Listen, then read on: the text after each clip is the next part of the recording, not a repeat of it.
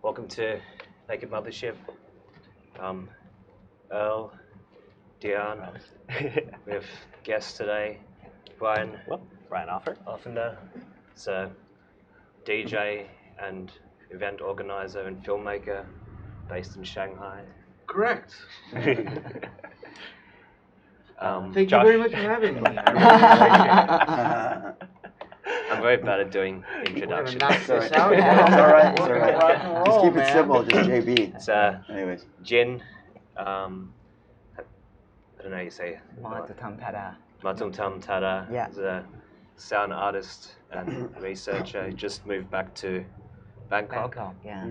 And Joshua Banks, who's JB. Yeah. Keep it Talking to simple. him, JB. Exactly. He's involved in the punk scene. Yeah. And Previously in Thailand, but has now moved to Vietnam. Vietnam, yeah.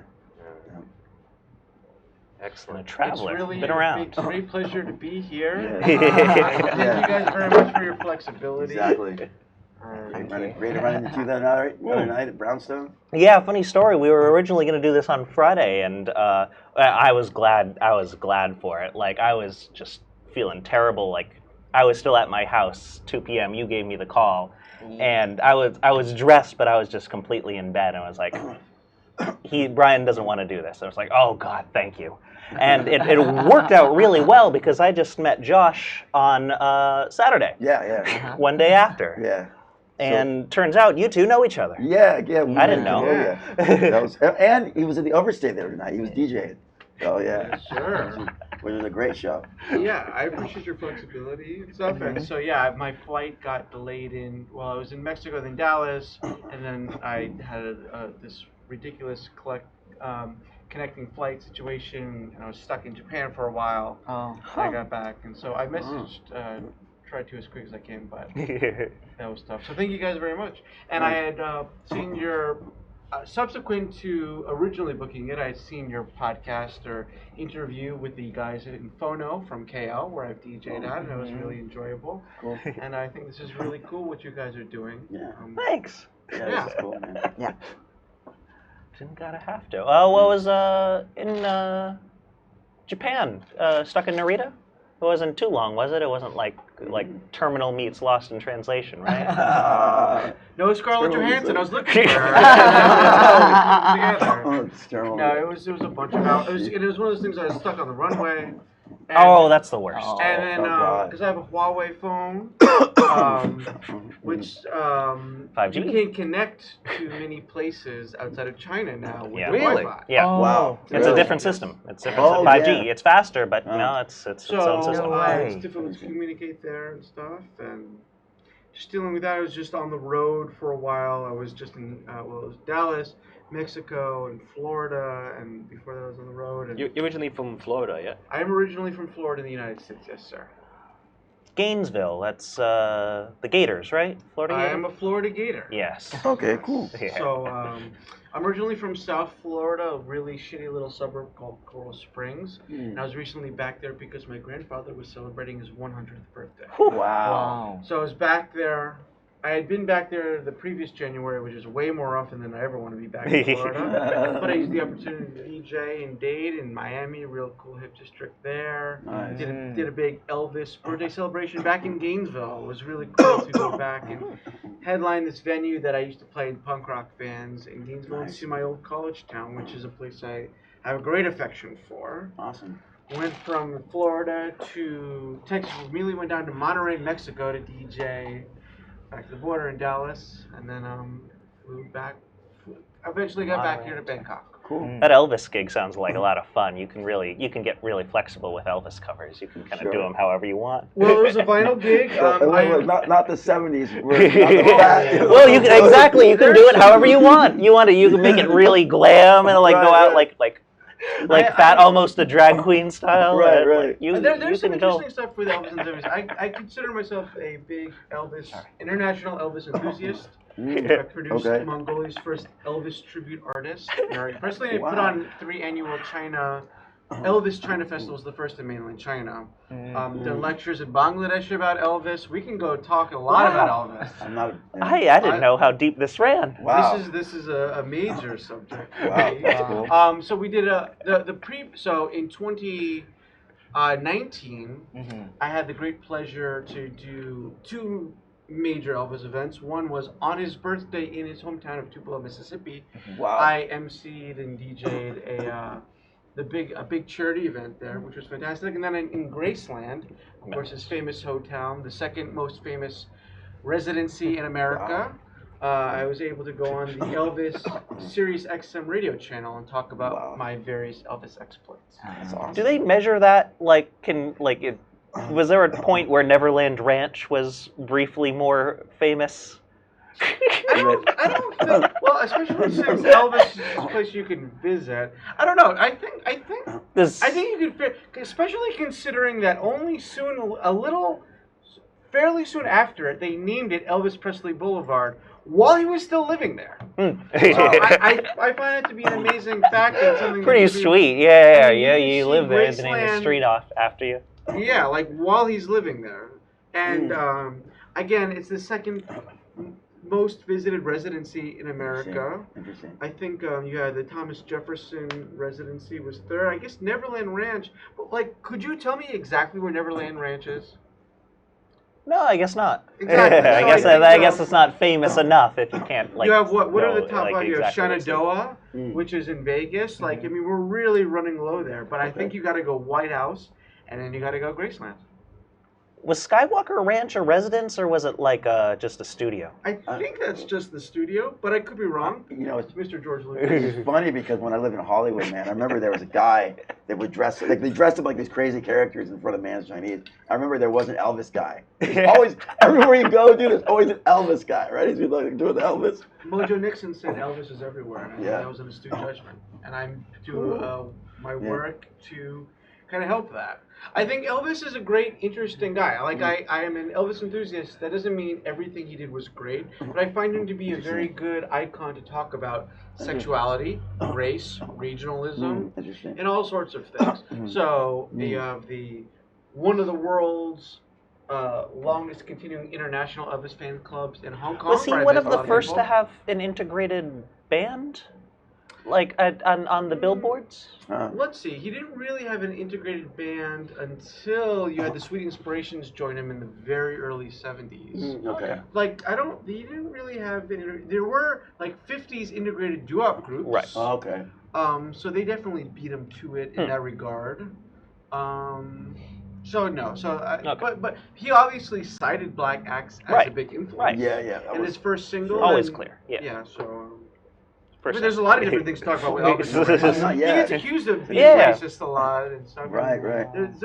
I don't think you can be. We can talk about this a lot, but I'm sure you probably want to talk about other things. I think if you get famous for a cover, we can't. It's interesting to hear about that because I'm not as familiar, coming from the punk rock background, metal and stuff. But the rock, that influence that came out, I mean, looking back then, there was nothing like that. Well, the Dead Kennedys covered Viva Las Vegas. I love that cover, man. That's such a great. And look, I didn't start out as this giant Elvis fan. I started off more in the punk rock community, and even in hip hop, you have Chuck D talking about how Elvis was a hero no most, but he never mentioned it to me. So you have those things. Exactly. But here's the thing: I really believe in exploring. Really understanding what the hell I'm talking about, and not just flexibly not liking history. things. Yeah. So I'll listen to things that are hated and I don't think necessarily understood it as well. So I'll listen to the Paris Hilton album. I want to listen to all these sort of things. So, but here's the thing that really got me with Elvis. When I was in college, I used to go to this place called Harrigan Records, and they had a box set of the complete 50s Elvis, the complete recordings of Elvis in the 1950s. Wow. Okay. And I decided, just to check it out, right? Because everyone knows the big Elvis hits that don't need to be played really ever again in a natural context. Falling in Love, It's Now or Never, The Wonder of You. Yeah, great. But you listen to the complete studio recordings from the 50s, and I found it entrancing and interesting and deeply fascinating stuff, a lot of the stuff that people aren't familiar with. And you realize how punk rock it is. It's very roots. It's very three guys in one booth doing one take. Nice. And the story of Elvis has a lot of juju, a lot of mojo. It's not like he was like on the club scene doing his thing, working out his stuff. He showed up in a studio, recorded a song for his mom, but nowhere near her birthday. They called him back in. He made these 2 recordings, and that was it. It was off to the races from there. Wow. You know, it's like a sound just came out of the studio in 1954. Never learned that. I never knew that. Like just how. I mean, I'd imagine he'd have to travel so often that like how valuable that'd be just to have he have developed in popularity. He started in Sun and then he went RCA, but literally, a clear sound. But let's be clear. A fascinating aspect of Elvis. It's not like he was in the clubs, working it out, doing his thing. There's no record of Elvis doing public performances other than once when he was in grade school singing this song called Old Shep. And like there's stories of him hanging out on Beale Street, and singing in church and stuff. But again, not as a feature performer singer. It's like he released a single and then he started doing concerts. Well, Tupelo Flash is one of his nicknames. So it's this super fascinating thing. And he gets accused of, stealing this black sound and stuff. But the first couple singles are very clear. The very first single is on one side, Blue Moon of Kentucky, singing a bluegrass song and singing That's All Right Mama, a blues song. And they both sound like they're the same sort of thing. Interesting. But because he was kind of mixing it together. And there's the real straight line from those sort of things. And then the movies that he did, remember back in the day, like he would crazy, first and most of them are horrendous. They're terrible. They are horrendous. Ringo's the best actor. I mean, like there are good Elvis movies. I highly recommend. I liked the Beatles movies when I was a kid, but those are fun too. They're energetic and stuff. Some of the Elvis movies, King Creole is a really good movie. Walter Matthau is really good in it, and one of the sexiest things you'll ever see is Viva Las Vegas with Anne Margaret. I mean, she's the only female star that really lives up to him. But like the Elvis movies, like if you want to just watch a horrible movie for the entertainment value, I highly recommend Harem Scarum, starring Elvis Presley. Now, during the mid-'60s period when it's almost like a drinking game you can do. You can see when he was on speed at the time because he starts kissing the blinkies. And he does what I call the God chop as his go-to move in the action scenes, where he reaches up and gets power from God and then launches the chop. So I call that the God chop, which he uses to great effect in the cinematic fight scene, although I don't know how really effective it would have been in real life. Not was fascinated by crime. Not the Western style, like wind up and whiff. No. It's the God chop. He did study martial arts, and he gets a lot of criticism for it, especially when you see him in the fat Elvis suit, kind of doing it as stage shit. Yeah, exactly right. That's what we think that was. But like, there's interesting things, and one thing that's talked about a lot, and of course it never came to manifest, was Memphis, of course, one of the most interesting cultural cities in America, with food and all sorts of things. A lot of cities vie for the country capital, but yeah. I like the country music that comes out of Memphis, and the music and the food and stuff. But anyway, in '77, Elvis's father, Vernon Presley, was negotiating with Jerry the King Lawler, who was the king of Memphis pro wrestling. And pro wrestling in Memphis go way back, for a pro wrestling versus karate match between Jerry Lawler and Elvis Presley, and that would have been amazing. That would have been America all at once. There's an argument to be made that the two great American art forms, this is just one argument, I'm not saying it's the one, are pro wrestling and rock and roll. Okay. And I think when you got them together, I think America would turn into a black hole and collapse in upon itself. But that's just one theory. It didn't manifest. Unfortunately, Elvis died in '77, and so we never got it to be. I think we're good talking about Elvis, or we can move on from that. Otherwise, we can still talk more about it. But it's interesting to hear that, though. Like these stories, because that's kind of unknown out of the alternative and punk rock world. Like Elvis was, but there is a lot. The old days, the Greasers and stuff, that got a lot of that influence back in the day, and the leather jackets. Look at the Ramones. They got tons of influence of that '50s era stuff, you know. One of the last recordings Johnny Ramone did, I think, is one of the few solo songs he ever recorded is a cover of Viva Las Vegas. Nice. But you have the independent Studs as a harder form okay. of sequin on your leather. I hadn't thought about that. Well, yeah, I mean, look, and it's really understood to dislike the sort of evergreen image of Elvis, the clean cut stuff, but like that's That's why all after the fact. When you die young, like of course you're gonna get like Yeah. venerated. How old was he when he died? I forget. He was 44. Wow. Yeah, Geez.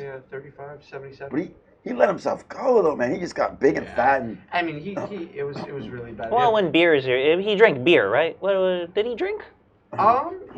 I don't think drinking He was was- as he much He wasn't as alcoholic, but eating did he heaps drink Just more cheeseburgers and pills. stuff. pills? Okay. Okay. It was Was it? a lot of pills, and like with food wise, I mean, he was eating like Okay. deep the fried Vegas peanut one. butter and banana Okay. sandwiches. Okay. Come And no on. one's gonna say no to Elvis, Yeah. right? Yeah. No, he would get ice cream and poured into him. Right. You can Wow. read Okay. the Alana Nash. For some reason, I always thought it was like a boiler, but okay, it wasn't a beer belly. Well, no, but a lot of it was that he was bloated because he had major colon issues and Ooh. intestinal Oh, okay. problems. So he was on pills, and the pills were also stopping him up. So he was on take uppers and then downers, and then he man. couldn't get it through. So a lot of it Oh. was fat. Let's not be. You know, there's as Penn Jillette says, Elvis didn't do no drugs, guys. Like, I'm not into that thing. Like, you have to really look at it on his face.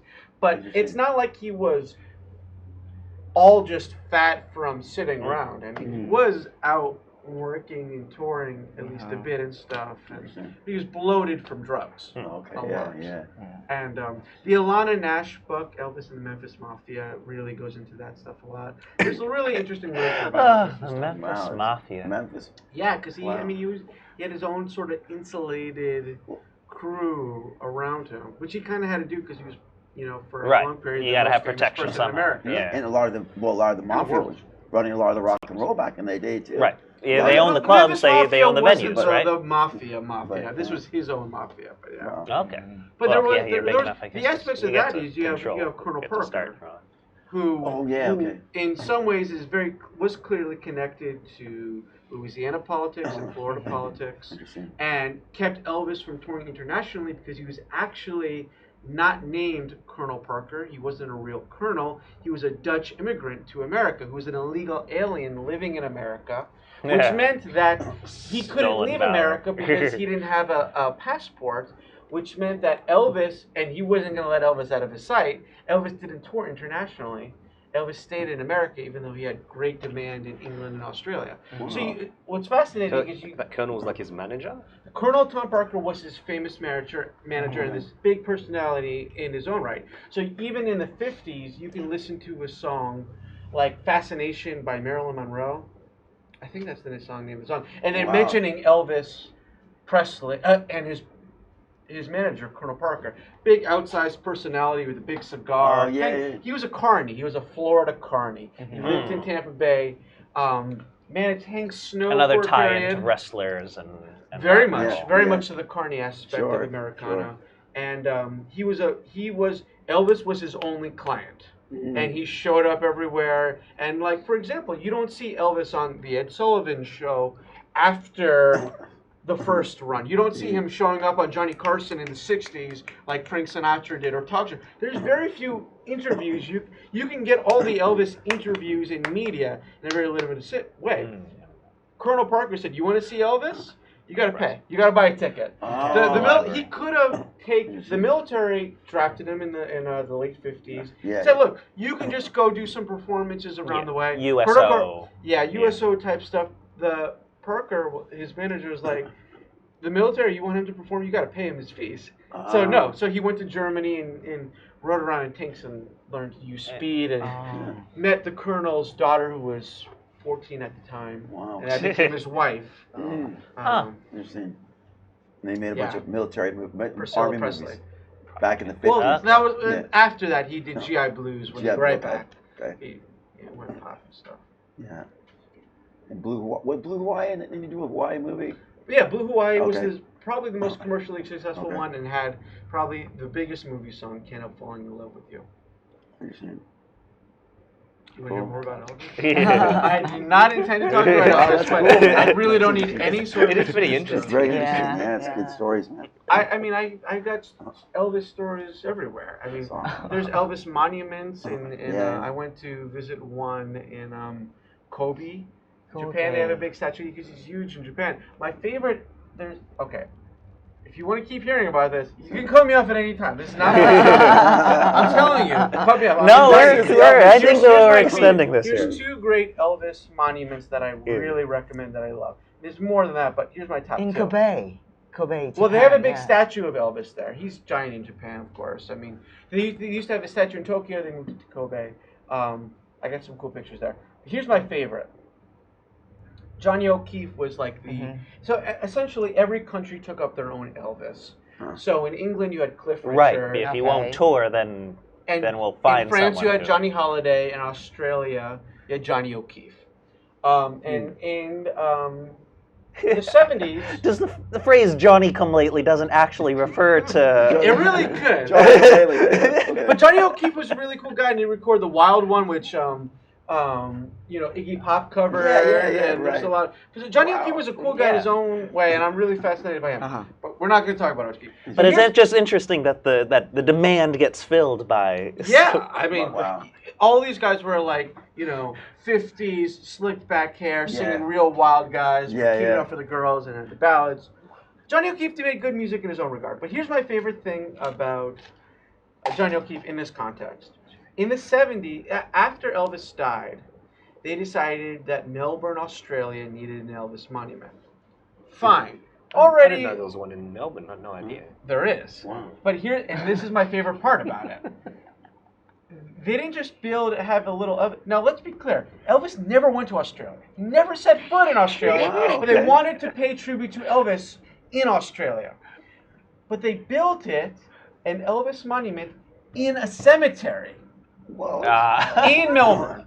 I know. I've been there. You can see it. And it even, when they dedicated it, Johnny O'Keefe was there to help dedicate it. So you're in a cemetery around all these dead bodies, presumably, and all these monuments where it's a really solemn thing.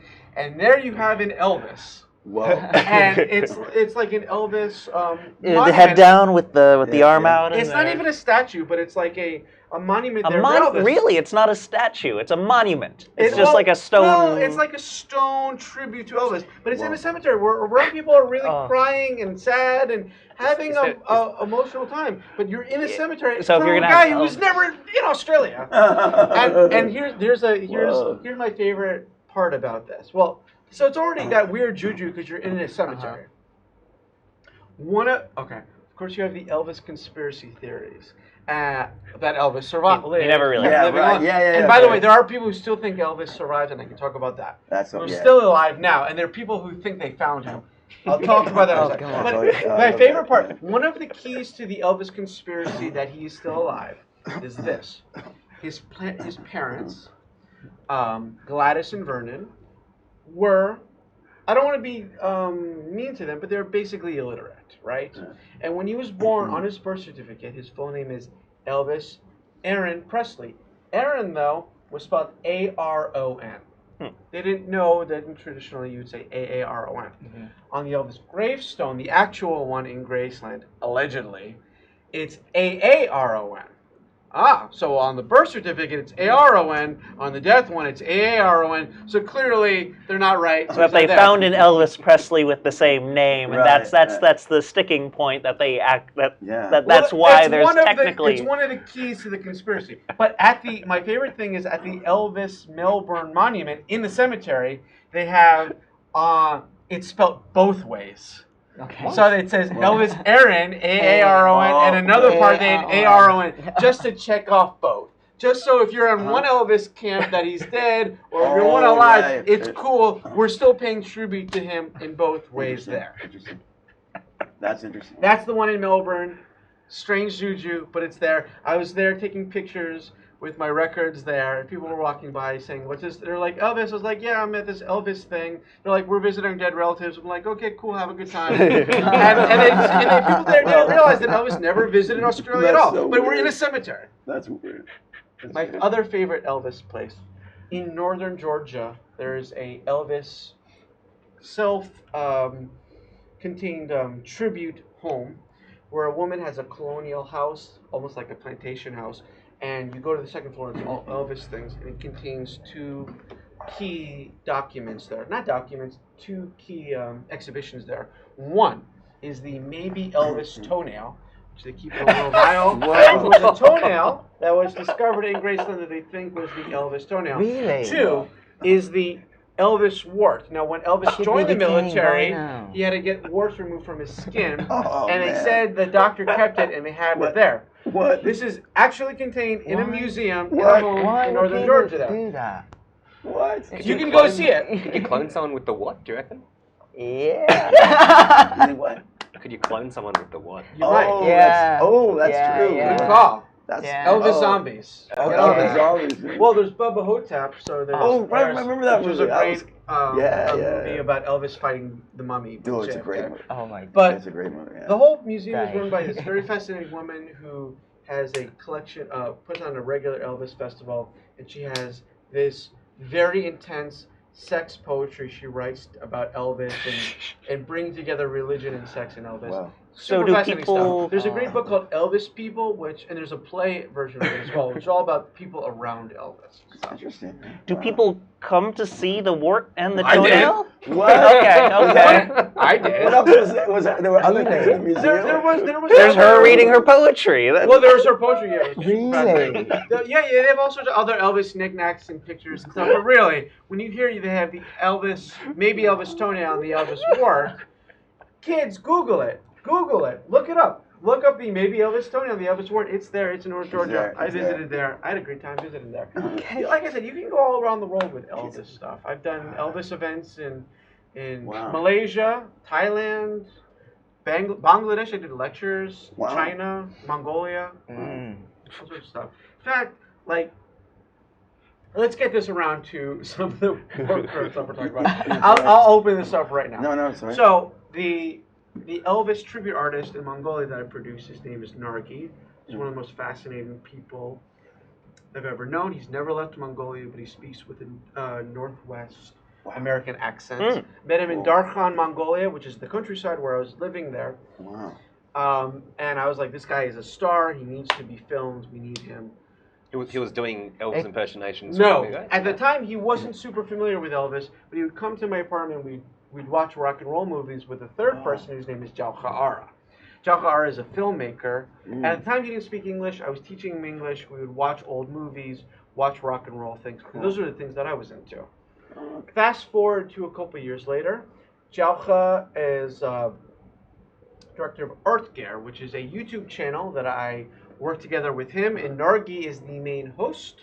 I do some of the hosting things, I do some of the production, and Artgear is a big project that I do with Jauha and Nargi, and we have 200,000 subscribers on YouTube, and it focuses on Mongolian culture. Wow. Is that about cooking or something? I think I came Lots of across that stuff. one. Yeah. Okay. So Artgear is a Oh. big project that I work on. Oh, that is You really mentioned nice. filmmaker, that would be kind of the main thing. So we have that, and kind of the new side venture that is Funky Gear, which is kind of following around some of the more urban things that I do in traveling around, meeting interesting people. Like Right you on, guys. man. Cool. Oh. Very interesting. There's one where they did like a Mongolian barbecue. Oh yeah, that is. Yeah, There's and a- Mongolian barbecue is not what Oh, most yeah. people are thinking of. That's from Taiwan. Okay. When Okay. you go to if you go to a Mongolian barbecue restaurant, you're going to a Taiwanese restaurant that a guy said this would sell more if it said Mongolian barbecue, because Mongolian food is very different than that. I just wanted to give that a little disclaimer. Interesting. But it is But if you wanna beef. see real- There's ranchers there, like white. Well, it's more sheep. right. Yeah. Less More sheep. sheep than beef. Okay, Yes, okay. more like For some reason, I thought like a lot of bulls. Okay, no. Yeah, China's full of not Mongols. as much beef. There is some beef, Mhm. but when you think Mongolian beef, again, you're thinking Right, of you're Taiwanese Taiwanese. food. Oh, okay. Interesting. No, I just more thought because of the plains and like how horses are like just No, a when you main eat the part wool. of That show I mean, before. Okay. you do eat. You can't eat horse meat. You can eat camel. No, just that horses are a part of the culture. That if you already got the horses, then it's like easy to bring livestock to the river or not. You know, like an American Yeah. sort of. But bulls and cows, they're just going to be less. The -40 winter isn't as easy on them as Yeah. it is with sheep with the built-in wool. right. or camels, of course, or just, and the Mongolian horses are short and stocky. People always go to Mongolia imagining these big, tall horses and stuff, but the Mongolians had horses that were super durable, and they would ride at you in the negative 40-degree winter. They run you down. Yeah. And If they haven't shot you already, they're running you down. But they weren't going to stop for the entire day. And there's a whole Mongolian culture of playing the horsehead fiddle while riding your horse, and having sex on your horse, and eating on your horse. You can do you can put the knee on the horse. Yeah. We did an exhibition on Mongolian pornographic art and stuff. Wow. Underground. We got to do it very underground in China, but we did it. But it does exist. Wow. And a lot of it involves fornicating while riding a horse. Crazy. That makes sense. The natural. I had never thought of that, but yeah, that makes sense. Come on. Yeah, for sure. What are you gonna do? Still nomad. Long trip, boring car ride. Yeah. Exactly. Oh, My God. get some roadhead. Look. Sorry. It's intense. Well, Crazy. I mean, the thing with Mongolia is that it's very much part of who I am. I lived there for 3 years, and the culture is still very important to me. So I'm working on this YouTube channel, Art Care, and I go back there annually and bring Mongolian artists. How much time do you spend in Mongolia, like each year? Each year, I go back there at least once a year, usually for, I don't know, maybe 2 weeks or so. But I have Mongolian artists I bring abroad. So last year I brought, especially Mongolian reggae artists. Oh, okay. So we, in 2019, we established the UB Dub Club. UB is Ulaanbaatar, the main city of Mongolia. There's only 3 million people in Mongolia total. So the reggae club there, so that was a big part of what we did there. But so I'm connected to the artists there, and I'm corresponding with someone in Mongolia daily-ish. Yeah. But it was a very big influence. And I got my Dhyan hat and all sorts of stuff. Cool, man. Very interesting. Yeah, cool hat. Yeah. Yeah, this is a hat I picked up in Dhyan. This is some traditional Mongolian fabric, because I used to design clothing and stuff before I got lazy. Wow. And this is a medal that used to be connected to a bigger thing, but this is where it's at now. But it's the symbol of Dhyan, that's it, and it's the highest kind of civilian award you can get that I got from the mayor there. Wow. It's one of the few things. Nice. What do you get? How do you get that? What do you do? I was there. I promote Dhyan a lot. I go back there a lot, and I was there doing a lot of things there. You can still stay on the hurt. I mean, whereas in Inner Mongolia, they have the places you can stay, and then like you can do the wrestling. My friend did that when we were living in Datong. He went up there. So it's pretty wild. You can just, I have a documentary we did about, I trained for a whole summer to do traditional Mongolian wrestling. Inner Mongolia is pretty different in Mongolia, especially Mongolian. If you talk to an Inner Mongolian person, which is part of China, they're like, oh yeah, we're Mongolian. But you talk to people who live in the country of Mongolia, they're like, Inner Mongolians, what? No. And I speak more Mongolian than most Inner Mongolian people, which at this point, since I'm losing a lot of it, is not a good sign for them. But there's some connection there, but it's a bit tenuous at the point. Do they speak Chinese in Mongolia? Mostly, yes. Yeah. Okay. And then a lot of that is an effort by the Chinese government and forces to kind of to promote cinephile culture. things. Okay. Yeah. So yeah, there's not so much Mongolian actually speaking in Mongolia and stuff. But it's a really complicated relationship. It's a whole nother topic, and we don't need another Elvis speech about that. Interesting, though. That's interesting. I hadn't thought about how the growth of Chinese as a new lingua franca for the mainland that it's Right. Well, they're doing the same thing in Xinjiang, where they're saying you need to learn Chinese. They're trying to take away the regional dialects and stuff. Yeah, okay. It's the same thing. It's not just in Inner Mongolia. You also see it in South China and even Cantonese. Oh yeah. In Hong Kong, they're trying to get rid of the Cantonese, Bring in Mandarin, and it's yes, which is going to be more of the Han Chinese, or the Beijing style. Right. Stuff. That's And in Mongolia, no one speaks Chinese in the country of Mongolia. So yeah, you had in the 20s, you had the Soviets come in and kick the Chinese out, but the Soviets made a deal giving Inner Mongolia to the Chinese, and since then, the borders have been basically set. Jin, you've recently moved from Edinburgh back to Glasgow, yeah. Glasgow. yeah. Okay. Glasgow moved back to Bangkok Right. because I think I missed the sunshine. Oh, really? That gloomy? I wouldn't have thought Glasgow's Glasgow yeah. is like, shiny compared to Edinburgh. Oh, Wow. okay. Scotland, yeah. yeah, Scotland. Yeah, Just like Glasgow okay. is like really, gloomy. It used to be okay. like industry, Oh, port, and it's then you it know, just they build a all ship, and and all the gangs, etc. But Navy that, town. yeah, Sort of like, The I guess the largest- opposite of San Diego. San Diego is like sunny all the time Yeah, to the yeah, point where it's oh. insufferable. But if it's on the California, other yeah. pole, I'm for. Southern California. Edinburgh, rough, just dry docks and Yeah. and No. and coal. Like how's but yeah, how's Scotland getting their energy now? Yeah. Yeah. Sorry. No, it's okay. So, but yeah, it's the art scene, the music scene there is amazing because it's rock and all the art school students, try to make Okay. it because it's cheap, and then they try to make it like nicer, and then lots of music like punk rock also. Yeah, big yeah, big. there. Yeah. In fact, we have two guys here. One guy in Stay Awake, and one guy in Murder Biscuits that are both Scottish, and they play punk rock here. So Yeah, and electronic different music styles. scene because obviously in winter yeah. no live music, so that's why Keep it in the force club. the Yeah. people just like because I've been to in in Russia, in Armenia or something in winter. That's why all the band music doesn't famous much there. I hadn't because really of, thought like, about that. If it snowed Yeah. in, then if you've got the decks all inside, if you just use the club's decks, you don't have to bring Right. a truck full of Yeah. guitars Yeah. and Yeah. amps. Absolutely. Oh yeah, and Yeah, traveling. that I think that is the reason. So it's just Yeah. like people really enjoy the electronic music. Sure. Yeah. You were also spending time in Netherlands as well. Yeah, in the Netherlands, Mm. in Utrecht. So I do sort of like sound company, sort of post production or something. Oh. Is And it it's just your like- studio is in Utrecht? Yeah, in Utrecht, and then I Mm. got my studio in Glasgow also. Right. Yeah, so I thought I try to move things back here. So I don't know.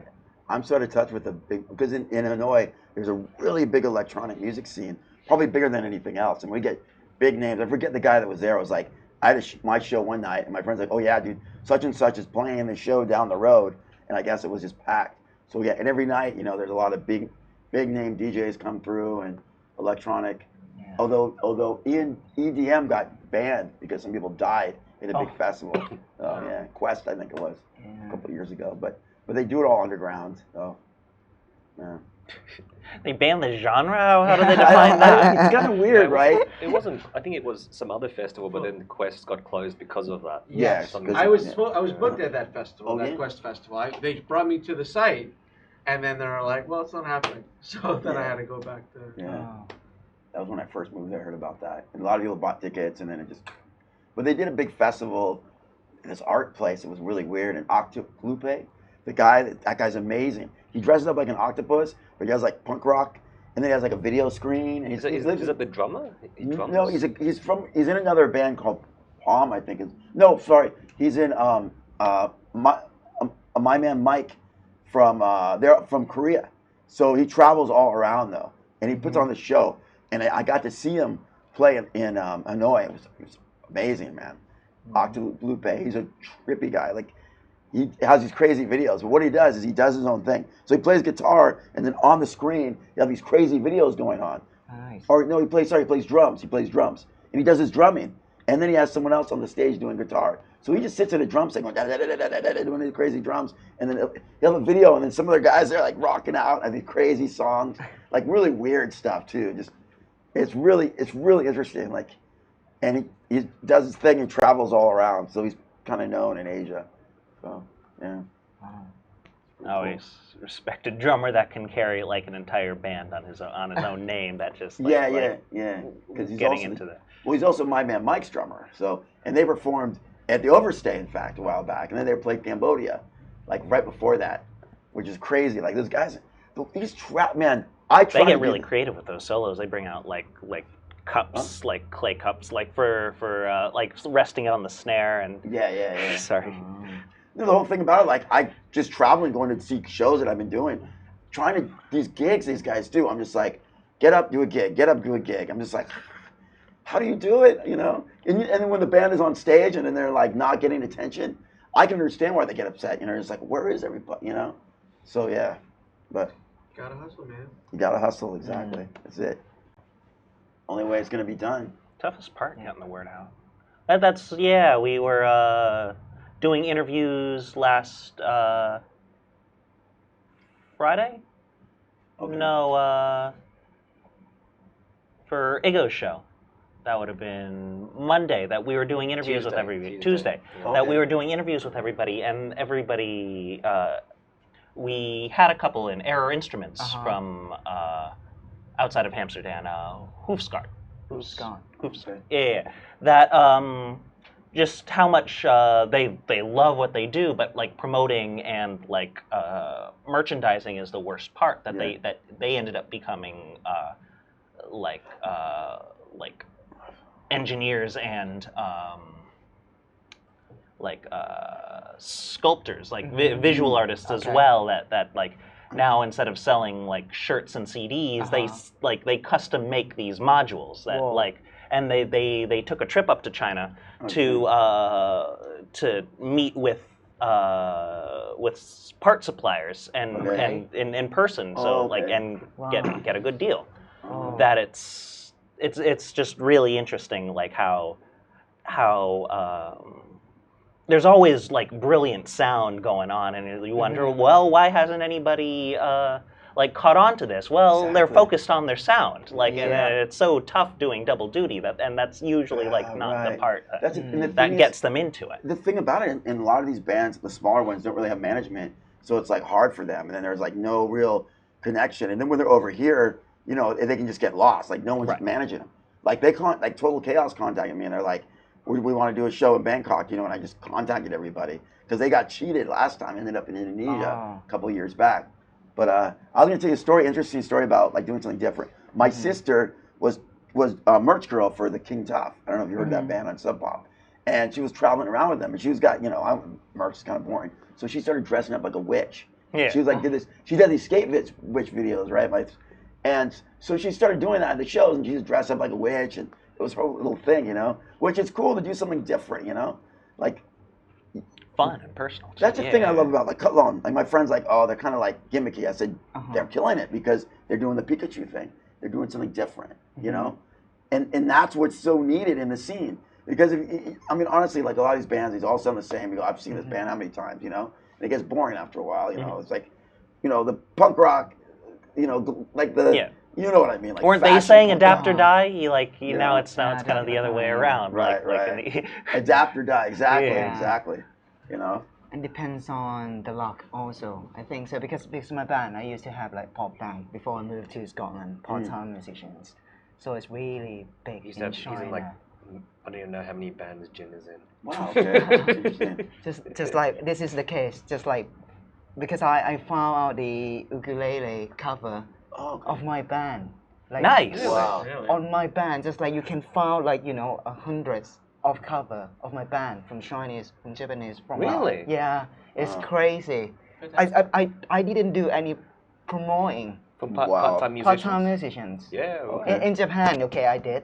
I did by myself. I flew over there, just like, you know, went to bar. I really want to release the CD. And then I got like a good connection. Just like, you know, straight away to Tower Record, go to like Tower Record. Yeah, to the big label or something. Tower Record's still around, man? Yeah, there's only one place in the world that survived. Really? Yeah, Whoa, in Japan. They kept the one. Wow. Yeah. They take the merchandising stuff seriously. Oh yeah. Big serious business. Wow.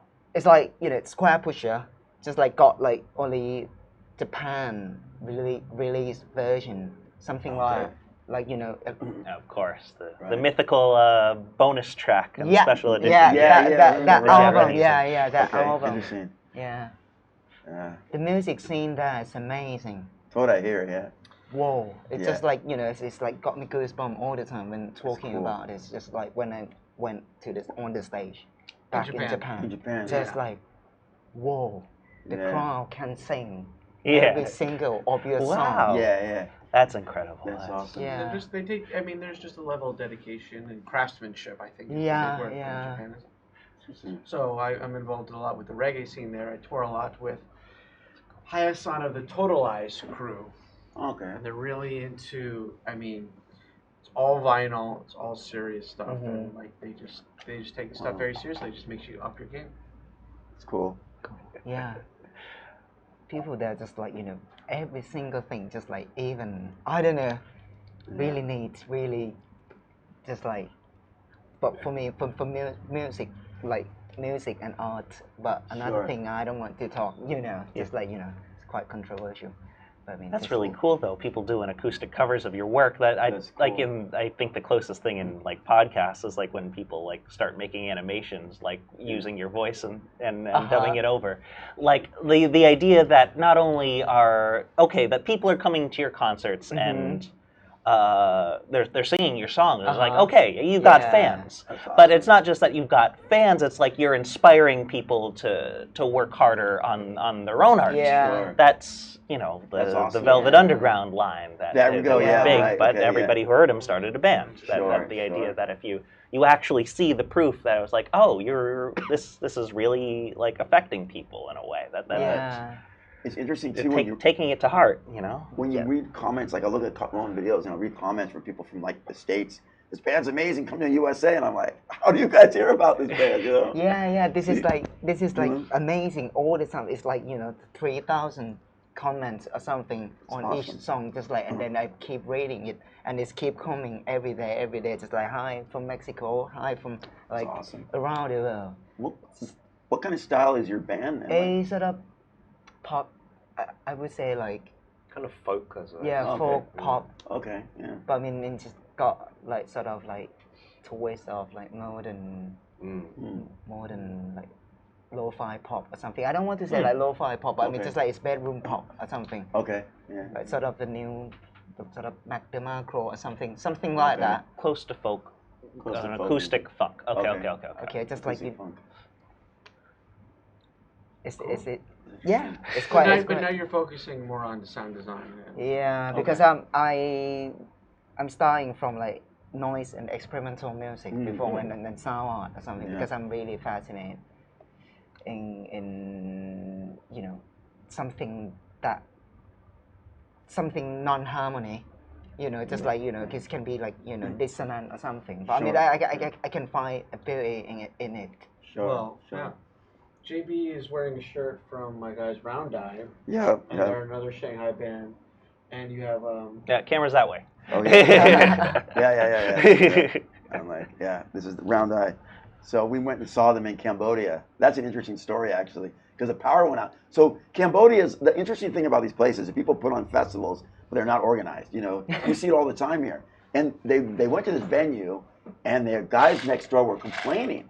So we were sitting there. We have this one Malaysian band, fucking Moth Flesh or whatever. They're really good. And we're like waiting for the next ship band, and then like the power goes out, boom. And we're just sitting outside going, what? People are doing acoustic. The whole vibe is changing. And the band goes, this girl goes, we know a venue that's open. Let's go find it, right? So we're like, let's go play. So I get in with the guys. Let's go. So we show up, and they're literally doing swing music downstairs. We're like, I don't think it's going to be a punk rock show. We go upstairs to this room, right? Literally, we're standing there. I never seen anything like, they set the drum up like that. I'm like, okay, this is how you set up a show, right? So they set up the show like this. There's a drum set. There's nobody there. Me and this other girl are the only ones watching the show, the band, and they just go. And then my friends contact me going, oh, it's the power's back on. You guys should come over. So we're like, let's go back over. So we go back over, and they played a show. But and they did the F1 pit crew setup, like, that's a shame. It was funny, though, to see that, you know, because like when we did our show, right, when the band showed up the morning, I was so stressed because I just been going through so much, getting this whole show organized, doing this, doing that, and then this turned into a benefit show because this guy, King Lewis, who was big in the reggae scene, died. He passed away right before it happened. So it was like, what's going on with the show? Is it still happening? And that day of it, you know, we're like, there's no drum set. We were supposed to meet and do a sound check. The sound check got pushed back, and it all worked out. It worked out in the end. I mean, I can't say, you know, for my second show, it went all right, and I'm learning. You know, you learn. I mean, promoting is not easy. You know, it's not an easy game, and you just don't know. The thing about the bands, like, you never know if they can actually show up. You know, what happens if these people don't, you know, dedicate, right? I mean, JB, move a bit. Oh, I'm sorry. Yeah, I'm moving back. So, what are your guys' feelings about that? I mean, Have you ever had to cancel a gig or, you know? How was that usually? Not much for me. No? Not much. Okay. Just like, I don't know. And nothing vital got lost in transit, in luggage, Yeah. I've had issues with that, with getting records lost by airlines and stuff. Oh God. Had to improvise, do digital sets. Yeah. Did you get your records back in the end? Yeah, well, I've never had stuff completely gone. That's good. Okay. Yeah, and like all sorts of different issues, like well, there's been gigs where people have gotten arrested and stuff and not shown up for gigs, but like at least for me, like I go. Everyone's got different issues. They go through all sorts of mental health things and stuff. But if you're booked for a thing, you just got to be there. Yeah. That's true. Woody Allen, 70% is showing up. But also the crowd. That's the thing, man. You need to promote and get it out there and get people to the gig. That's the thing. Get to the gig, man.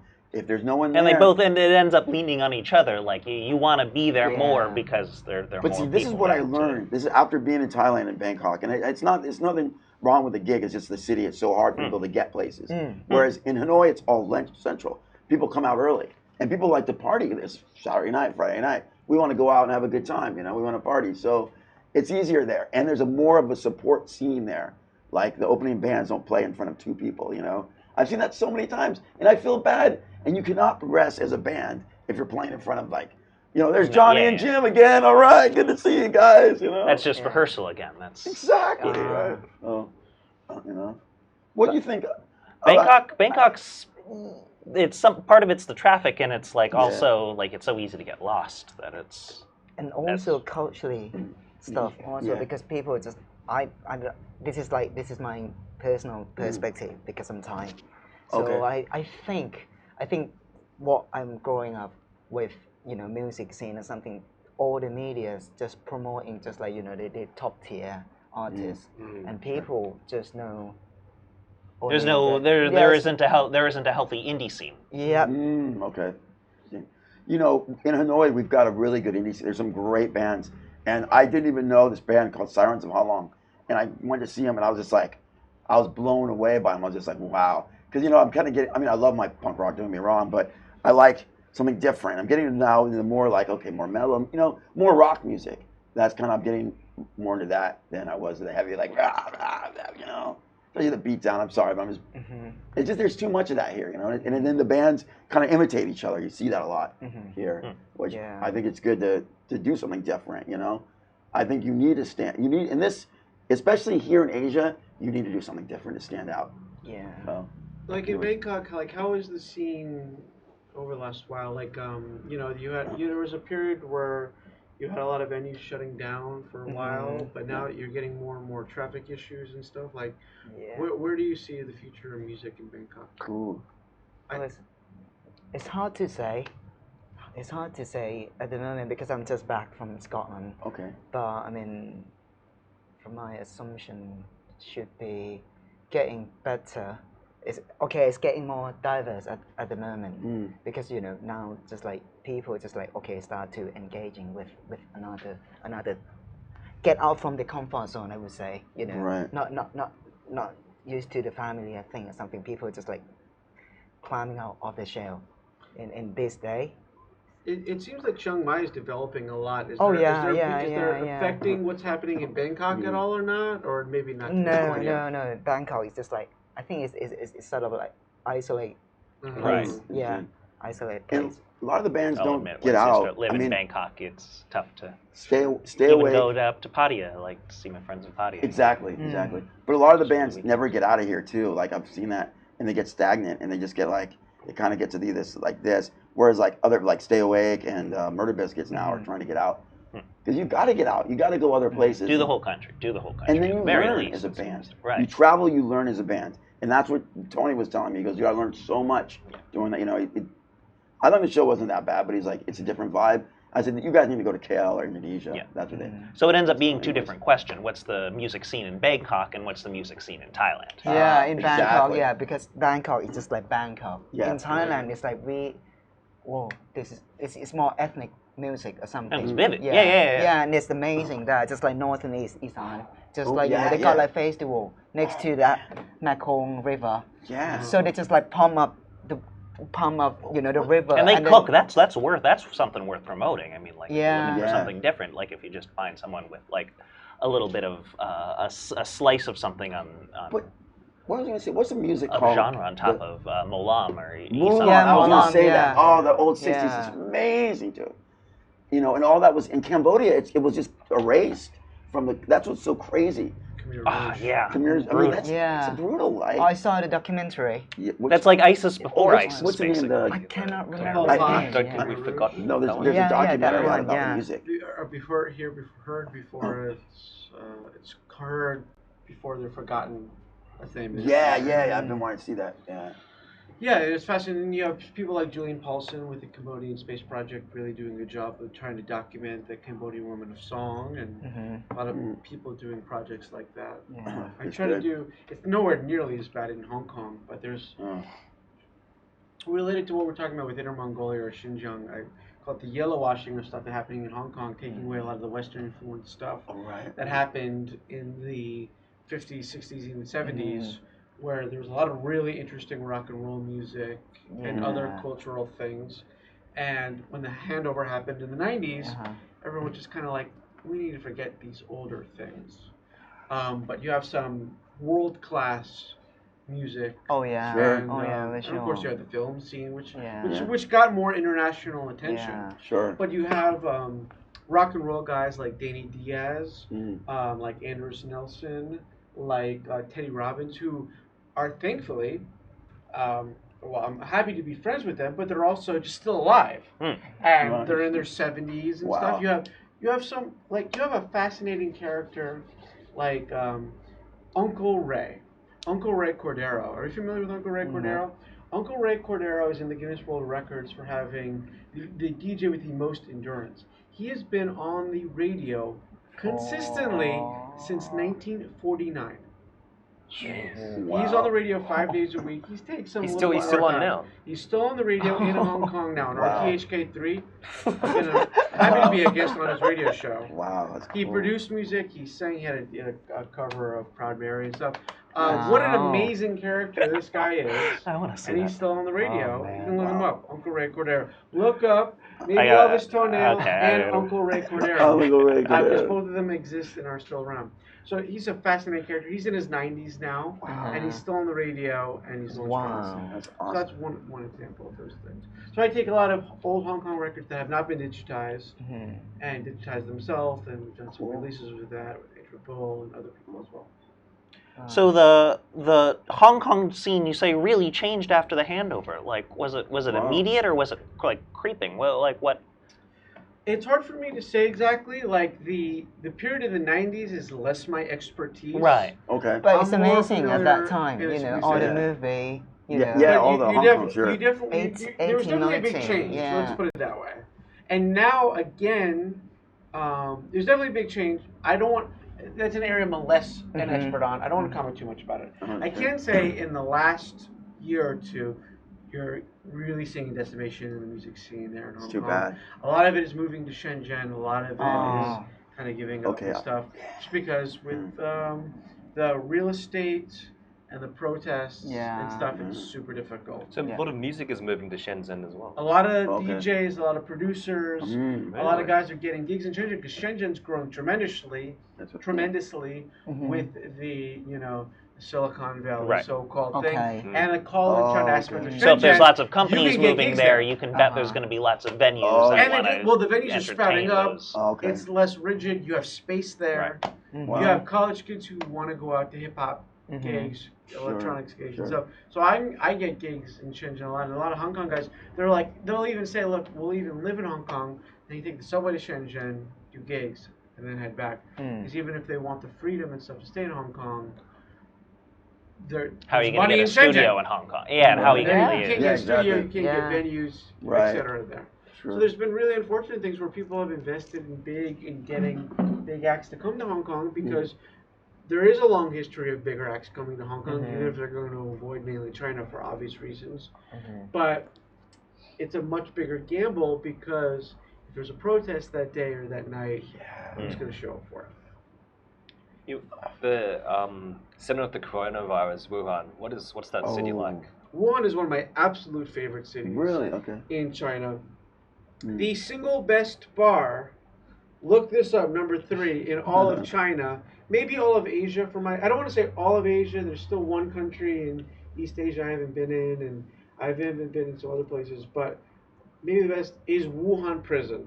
Yeah. Is the best bar in China. I'll say maybe all of Asia. I can't confirm that, but maybe all of Asia. Okay. Wuhan has a great history of being punk rock. Perhaps most prominently, and a personal favorite, is SMZB, one of the founders of modern China rock, starting in the late 90s, mid to late 90s. Wu Wei is the founder of the band. They do a lot of interesting sounds where they're combining bagpipes in punk rock and traditional sounds in punk rock. And you have Wave, which is one of the great venues in China. And so this is what makes this whole thing really great. It's not the biggest scene, especially a lot of the music is centered in this one access. You have this great live house, Wave, and you have super cheap hotels right there, along with one of the great street food scenes in all of China. So the street food scene in Shanghai has been decimated. So it's all gone. Other places as well, but they still have great street food there. And right next they have Wuhan Prison, which is this great bar. So you have the venue, street food, bar. So if you're a band or if you're a DJ, you can do a gig, get your food, hotel, and bar all on one street. That's handy. That's great. It's perfect. One of my favorite things in the world, you have Wuhan Prison, which was founded by Wu Wei, the leader of this band, SMCB. They decided to open up right next door to it, Prison Tattoo. Yeah. Okay. So again, we're in this little access. Prison and of Tattoo. course, you guys are going to tell me the third place they opened. So Wuhan Prison Bar, Wuhan Prison Tattoo, and the third one is Wuhan Prison Bagel Shop. Obviously. Of course. That's They just were valid. just about. They No were looking way. at me with the answer. What? And they're about to Bagel spit it shop. out, which is What? just tells you how ridiculous Wuhan and how great the whole place is. So you have now I think it's actually called Prison Breakfast. Okay. But it started as a bagel shop. That's what you want. Prison breakfast. Here, this is The closest I was going to get was brewery, like distillery. I don't know what else you're doing. distillery. They have like a the moonshinery, All in one makeshift, stop. like a moonshine. Prison What? prison was a bar, and they didn't. I think I was the. I'll have to double check this.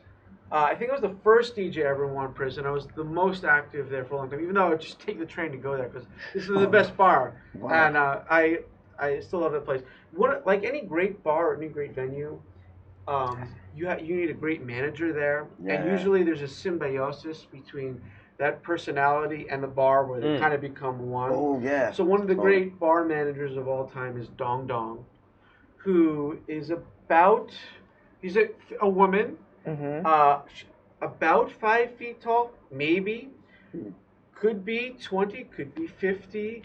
Weighs anywhere between, 90 pounds to 150 pounds because it's all sweater and dreadlocks and a cackling laugh. And that might have sounded derogatory anyway. Dong Dong is one of the great personalities, and Wuhan Prison is Dong Dong, and Dong Dong is Wuhan Prison. Wow. If you go there, say hello to her. She's the personality of Wuhan Prison. Wu Wei is the owner. Dong Dong is Wuhan Prison. I'm fascinated by the name Wuhan Prison. Like, is it like the theme of a prison or something? Why is it called? It's kind of the theme of it. Was it formerly a prison? Oh yeah. It kind of. I don't think so. It kind of feels like that, where there's like a gated windows there. You kind of walk on the ground, but it's like a psychedelic, weird. That's cool. It kind of started as a hippie thing, but Nice. it's just it's Dong Dong. It's the place. It's the best. That's awesome. It's the best. Wow. Jam in Bangkok is great too. Yeah. But Wuhan Prison. We love is the Jam. best. So, we're seeing great shows. Yeah, that's one. Like it's the second tier city. Lots of punk rock because you had SMZB there. Wow. I'm blanking on another one of the female-led punk bands that moved to Beijing and had a lot of success. I'm really blanking on it. But so through Wu Wei's guideship, leadership, Wave, it's Western China, one of the great cities there, and it's just one of the great cities. There's a band there's a documentary about the Beijing punk scene with Demerit, and it's interesting because they talk about how hard it is, how all their music has to go through the licensing of the government. Oh yeah. So yeah, it's hard to produce music there, I guess. Well, over the last year or two, it's been much more difficult. Yeah. Essentially, with small rock shows, or really any shows, here's the thing in mainland China. What you're doing is illegal at any given point. Yep. Whether it's going to be enforced or not is the real question. So if you're doing a show for 100, 200 people, whatever, the cost of being at a venue that's licensed, having performers, if they're international, who are licensed, and that specific show being licensed, so you're talking about three things right there, is just not viable. And everyone knows that. You can't get every show licensed. But if they want to enforce it at any given point, it's like the scene in Casablanca where the police officer. I'm shocked. There's gambling at this establishment. Here's your winnings, sir. Yeah. So I'm happy you got that right. So, interesting. Yeah, and I can talk more about. That's interesting, though. But that's the thing also about the shows like we were talking about. But like Descendants played, they didn't play anywhere. They played China. Like so many big punk bands are coming now to China, and I'm like, what? Black Flag is playing Hong Kong, and they're like not coming here, and then they're playing Indonesia. Well, yeah, you had more bands playing through Hong Kong. You have Paul Thompson, who's in the band The Red Stripes. Okay. Stopped doing that, but Hong Kong just has a longer history of bringing in punk rock bands. So over the last couple of years, you've had From the Jam, from the basis of the Jam. You have the Ruts. Okay. You have Black Flag. The Greg Ginn Black Flag shtick coming. The Damned I saw there last year. That was fantastic. I love it. I saw Marilyn Manson's coming there. Although again, like you had Clock and Flap. Excuse me. All thing was canceled this past year, so yeah. I root for Hong Kong so bad. Whenever I see honkies, as they like to be called, which I love, I say, keep it up, man. Well, I love that place. You guys know that one of the main sites all about Southeast, about the whole punk rock and metal scene and underground music is Unite Asia that Riz started. And I met Riz when he was with King Lychee back in the day in Beijing before he started. So yeah, and I saw him when they played here. They played at the old Immortal Bar, which is so sad that place is gone, man. Because that place was great. Everyone complained about where it was. It was now it's like middle of nowhere. No one goes there, you know. Oh, really? That's another Immortal thing. Bar is gone. Immortal Bar. The old one is gone, and he's outside of the town now. Oh. Yeah, we were looking for a spot for him, but the rent has gone up so much. They literally demolished it. My friend Anthony had moved there from Konkan to get in the music scene, so he was living in the room behind. So I said he was living in the green room, right, where all the bands hang out. So behind the bands is his little room. The band is playing, and I'm like saying, "Yo, dude, I'm here," and he'd be like, Yo, I'll wait until the band stops and I'll come out. So, yeah, it was pretty funny. So, and then like we were trying to do this podcast the other day called Long Way to the Top. We did 2 episodes with God Hates and Murder Biscuits, and then I did an interview with Yodam. Still sitting on it. I still haven't produced it. I haven't done anything with it. We're gonna try to keep it going. Anthony moved back to he was having visa problems, so he moved back to the States. But it's funny because he's like, yeah, now I don't have a house because his house is just gone. They literally demolished the whole place. But that's what's happening here, and I see that, you know? And the venues here, like you guys at Jam in these places, it's like you guys are fighting to stay here, you know? It's like this independent scene. You see it all over the world, though, what's happening. You know, these little places are just fighting to stay against this corporate entity that's coming in, you know? And it's bizarre because rents are going up, but it's pretty clear the property market isn't. Like, it's stagnating. Yeah, like, people are trying to... Is there a big separation between kind of the expat music scene here and the local music scene here? I think so. Yeah. Because like last night I was at Parking Toys, which is a little farther up, but it was a great venue. It was I was one of the few, apparently, I guess, expat guys there. But I was seeing Tricks or Treat there, who are an amazing band. Oh yeah, I know Tricks or Treats. I've seen them before. They're awesome. But it was a really cool venue. But I noticed there wasn't many expats there as compared to other places. It's a little farther out. But Tricks or Treat is an amazing band, and they've been playing consistently in Bangkok for years now. Yeah. And I reach out to them all the time because I'd love to work with them, promote them. But they're like, we're doing our own thing. But I think the best rockabilly band in all of Asia is in Bangkok and plays twice a week, and they're amazing. What Trick or Treat? Yeah. Tricks or Treats. Tricks or Treat. I've seen them before. They used to play the mezzanine pub. Yeah, but there was nothing in. That's the thing. Parking Toys doesn't promote. You know. They were pretty filled up on a Saturday, so they don't need to. Yeah. I guess that would be the argument. Yeah. I've been there before. Parking Toys is a good venue. But I highly recommend people check out Tricks or Treat. Titus, the best rockabilly drummer I've ever seen, and really great sign for Bangkok music. Yeah. But that's definitely another factor when you're talking about, music scene in Thailand, music scene in Bangkok. Then there is that it is a massive seen so split. many places change. There used to be this Wolf Barber Shop, and they used to have shows literally outside. It was crazy, and they do punk rock shows there, right? Big ones. And then that ended because the neighbors were complaining. Immortal Bar is gone.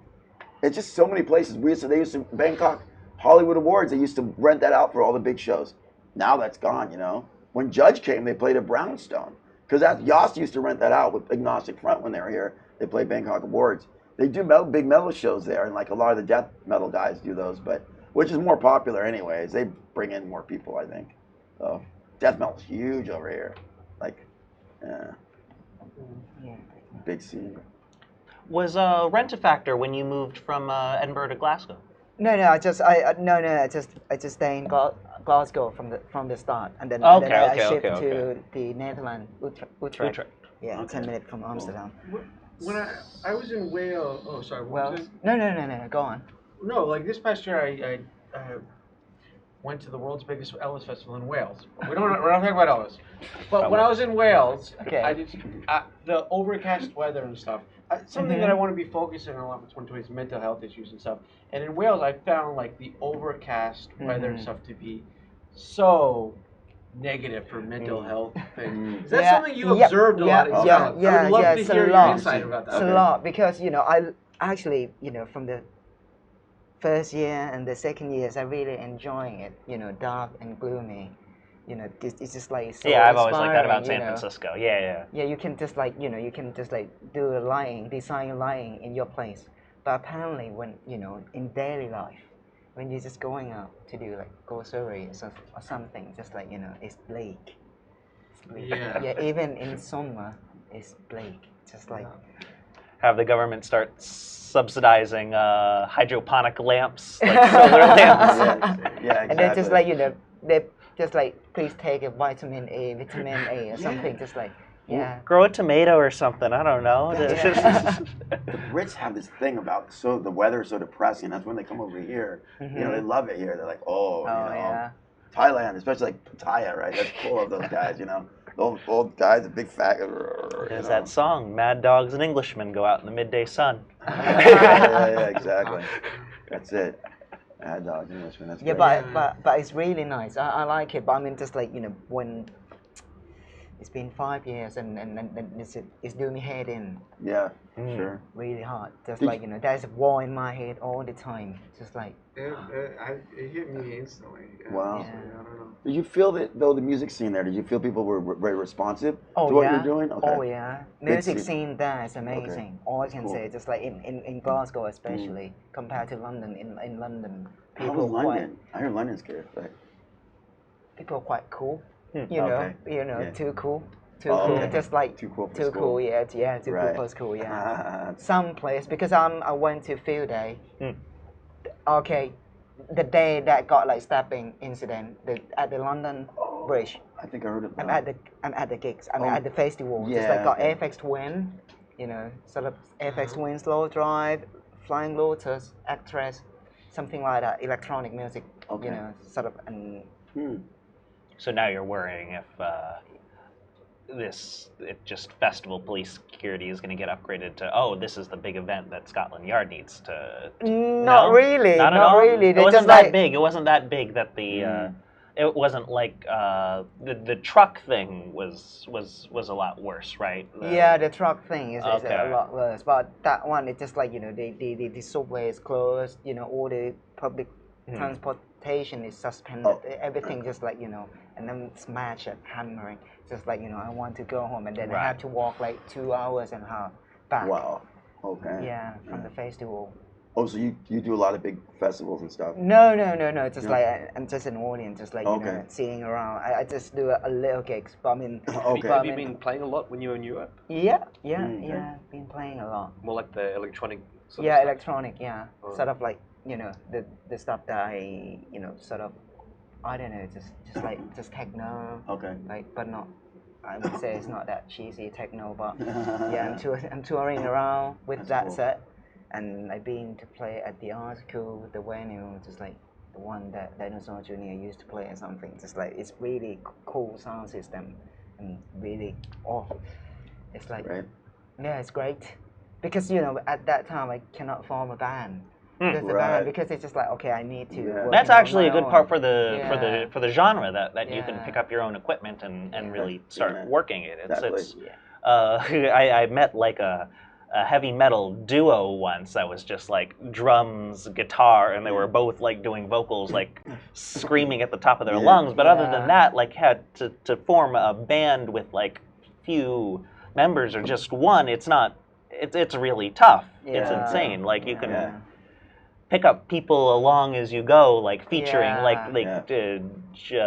Darnell. John Darnell does that Spend with the time the Mountain together, Goats, yeah. just And having the vibing. rotating casts. But And the vibing of the band, Right. like, everyone's got to work together and learn. And yeah, it's tough, man. And I see these bands, and I'm just like, I give them credit, man. Especially when you're out hammering out like these guys, like Stay Awake right now, are just they're making it happen. They're playing Japan, they're playing Unwritten Law, they're doing all these shows, and it's just like, they're trying to play. And he's like, dude, we're gonna stop over in KL and play a gig that day, and then out. It's like, wow, because John will sail. Well, look up everywhere, you'll see his sticker, right? So he's doing a punk rock band now. Stay Awake. So John Will is actually performing at Jaya Tep Festival in Chiang Mai. So that's going to be happening. I'm going to that. I just bought my tickets today, so I'm really excited. That looks really good. Yeah, Wow. man. Yeah. Well, same co-organizer as Quest. Is it the same organizer? Okay. One of the same guys. Yeah, because it's all over Hanoi. They've got the posters, so a lot of the Hanoi people are going to be there, I think, because it's Tet holiday. So, and like I said, Red Eyed Rabbit and Rebel Riot. And I haven't seen Rebel Riot. I haven't seen those guys in ages.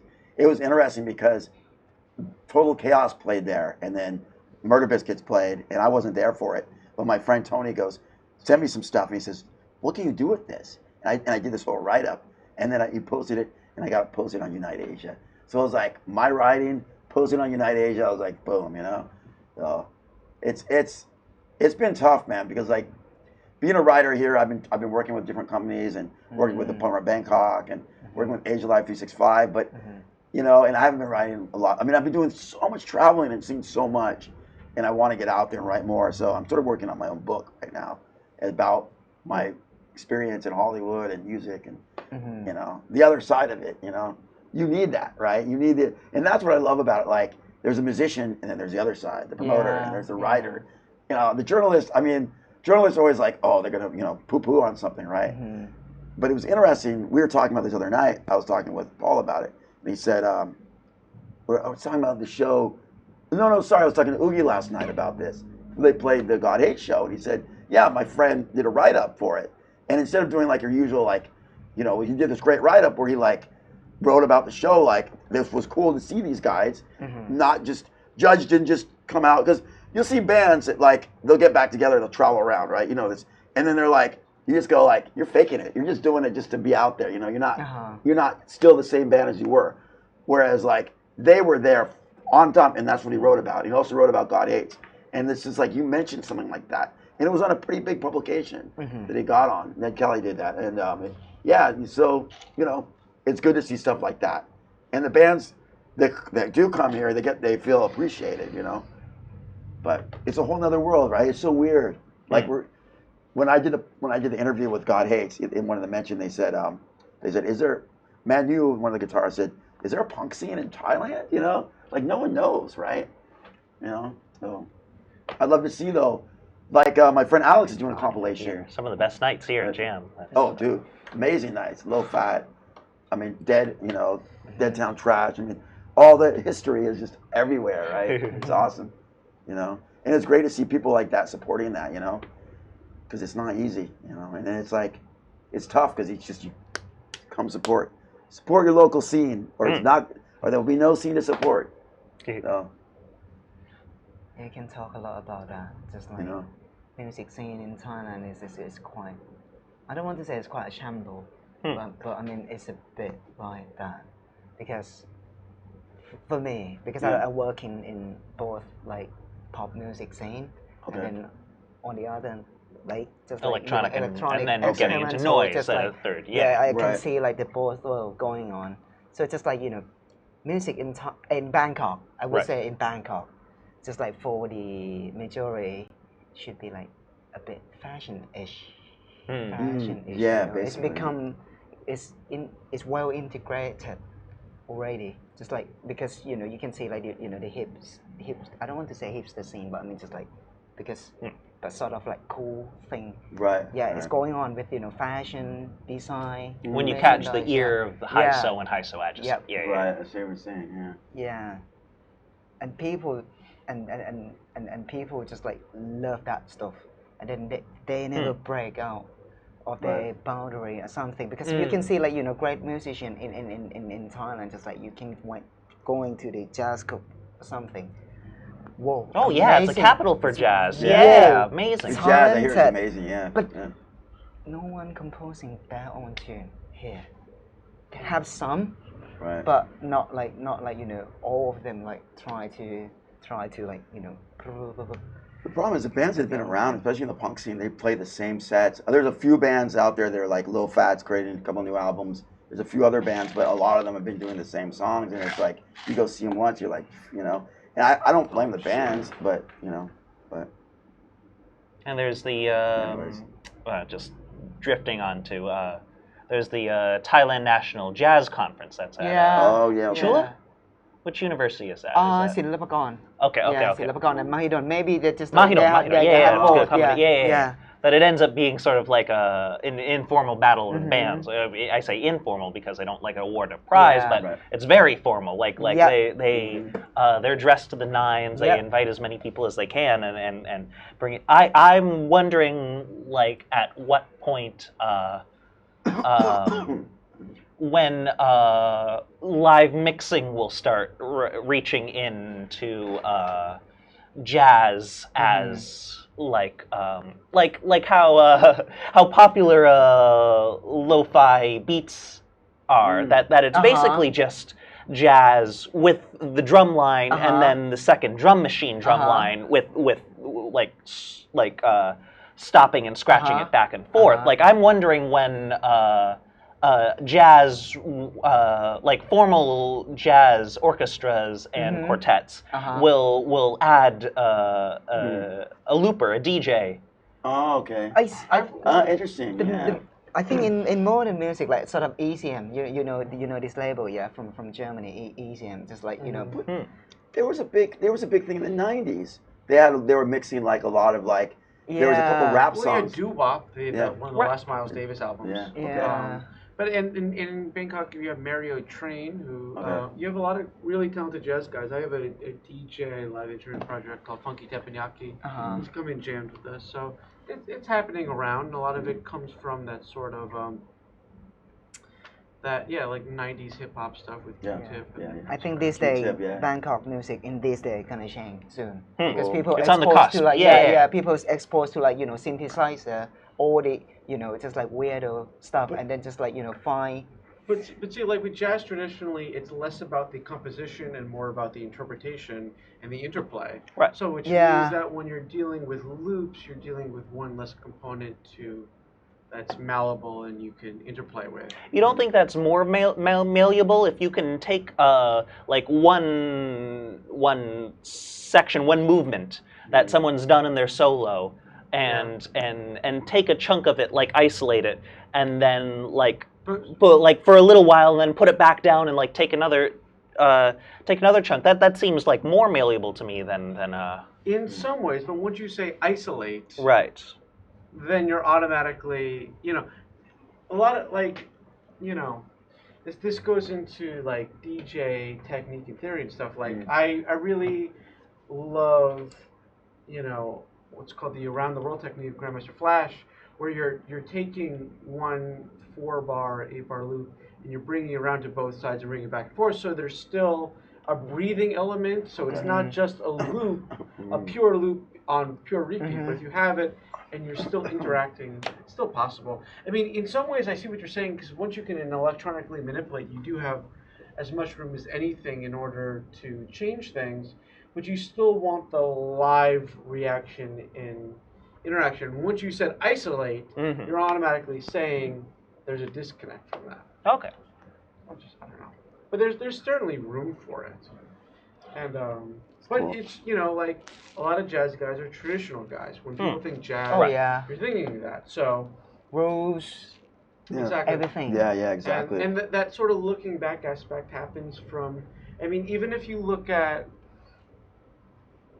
jazz from the 50s, like a golden age, you know, like those guys were even doing the Great American Songbook, which went back another 20, 30 years. Man. They weren't necessarily composing new songs actively and readily as in other genres. Like I said, it's more about the interaction than the competition. It's interesting though, like the beats, right? Like Kerouac and stuff would write about jazz as a band nowadays would write about punk rock music, you know, and the flow and the rhythm and like that whole rebellious attitude that they had at that time in the 40s before, you know, when On the Road and, you know, Dharma Bums and all that stuff. Well, they were all taking speed and being around the clubs and just, you know, you have Allen Ginsberg talked a lot about, you know. And also the venue also is shaped like, you know. Like, but in the 70s with punk rock, you had John Cooper Clarke who did punk rock poetry and stuff, and then by the time you got the 80s and you know the Clash who did hip hop songs, and they brought in Allen Ginsberg.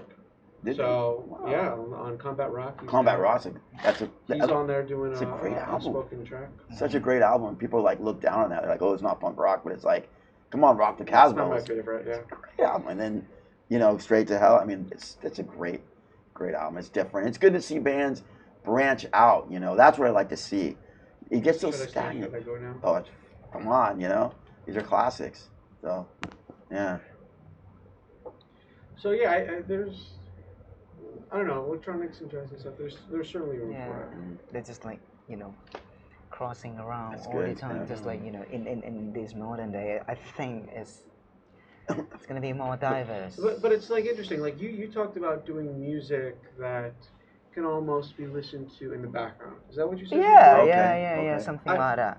I don't know, like, you know, perceive it unconsciously. Maybe just like it's popular. Like you see a lot of college guys, a lot of people in China influence stuff from Korean. They like city pop, where it's less intrusive. Okay. Right. Yeah. Would you say that's a parallel to what you're saying? No, for me, when this is like it's like, you know, Brian Eno, music for airport or something, for something like that. You know, it's like it's soothing. It's for it's like for well-being. Not like have to use like your taste or to justify or to like the music. I just want to make music more neutralized, because I feel like, you know, in this day everything is politics. Exactly. Political, you know, just like, and I want it to be neutralized. So I'm researching. But see, like the thing with jazz is like, to me. Oh, it's really political. What's that? It's really got a hierarchy inside. Inside the genre. But see, like the stuff with jazz, I find to be you requires the most concentration. I think where you're listening to movements that go in and out, and just the general. I don't know. It just requires a lot of concentration. So I think it's in a sense it's almost the opposite, where it doesn't reward as much background listening as much as either pop music or anything else. Right. Yeah, it's more. But I think the thing with punk rock genre is it's still there's so many people that are just like kind of like they don't get it, like, whoa, what is this? It's so intense, you know. And I think it's a hard genre to put out, and it also like it also sometimes I'm getting more into like the more fun, you know, like cut long, like stay, like more of the fun stuff, you know. Not it's like we're angry and we're gonna smash things, and like I just kind of like, okay, that's kind of been done, you know. That so I mean, I love Black Flag, I love Kennedy, I mean, I love all that stuff. I mean, that's, you know, but like Bad Religion and Pennywise. I think punk rock for someone who's born in, let's say, the year 2000, right? Yeah. still weird for me to say, but let's say if he doesn't like, I mean, punk rock is rooted in garage. They're drinking now. What's that? They're drinking now. They're They're drinking. off in Right? college. How weird is that? Goodness gracious. So weird, right? We're all old, man.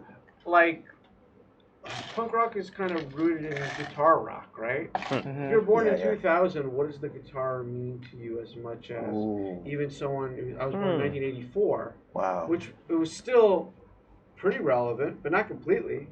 And the idea of punk rock as a political thing, I mean, band shoes is in the mall just as much as anything else. Yeah, Hot Topic, man, back in the States. I remember when Hot Topic Green Day sort of like hit that line like right on, like where they really want to be political and angry, but it's like exactly the Hot Topic mall line. When Hot Topic's open, they were you guys familiar when I say yeah. Like when it opened in malls, like it was controversial. Like these things. Like this is against. Oh, I'm sorry. Like let's I didn't mean to presume that because I would have. Cool. So it was a chain of stores that opened primarily in suburban malls that specialized in goth and heavy metal clothing. If you wanted a Marilyn Manson shirt and you're in Coral Springs, Florida, where I grew up, you would have to go to these specialty stores because you couldn't get them otherwise. And when they opened up, they were very controversial. People did, these Christian or just otherwise very plain suburban towns didn't want T-shirts with vampires and upside down crucifixes. Crosses. Yeah. Okay, so we're talking now like the late 90s here. That's when I was working in mall. I was working at the dollar store in the mall, right? Okay. So I recently went back to my old mall. Side note, whenever I go back to my old mall, I go back in the Coral Square Mall, and I see someone with a sign of life there, who's working at a mall store or something. I'm like, you need to get the hell out. You need to escape. You gotta go. I yell at them, and they always say the same thing. I know, I should. I'm like, I did it. You can get out. Anyway, that's awesome. So you go there and you go to these stores in the mall, but like they've been there so long now, they don't really mean anything. So with punk rock, I don't know what the guitar means anymore, and I don't know what these other brands mean anymore because they're just desensitized. That's why in 2020, I'm plotting my path to, I think, the only punk rock festival left in America, which I'm really excited about, I really want to go to, which is the Gathering of the Juggalos. Yeah. I think Whoa, dude. I'm dead sincere. I'm 100% sincere there. I really want to DJ, but even if they won't have the DJ, I think it's the only punk rock thing left. The Juggalos are crazy. I remember meeting, dude, I have a crazy story. When I was in Coldwater Canyon, we got a call from this guy from the and there's a day we're with ICP, and none of the guys from Chicago knew what ICP was. And we went to this event to try to talk to them, and it turned into this whole thing. We ended up backstage with them and shit. It was crazy, man. And they hated it. It was really weird. And we go, the Juggalos loved us. So publicity whore. They would contact us like, yo, we ninjas and yeah. The scene with the Juggalos is so cool. It's like a lot of these kids that come in these like very broken down families and stuff, and they found this, I'm a clown, and the thing was like, that's sort of like the third coming of like the Grateful Dead groupies, like traveling across, though, but then it's like it's less in all of America, but yeah. I mean, so like. Do you think it's it's a southern phenomenon? ICP? Midwest. Okay. Midwest and southern, I think. Okay. Yeah. I think less West Coast, less Northeast. Oh yeah, clearly, yeah. Grateful Dead would definitely have been West Coast. It's weird. Yeah. It's a weird. Do they actually have? Well, what bands have played? There's a lot of big bands. I think Guara plays it regularly. Guara plays. Oh, yeah, dude. I gotta say. But see, like to me, like there's no. It's a festival where there's no corporate sponsorship, and it's actively.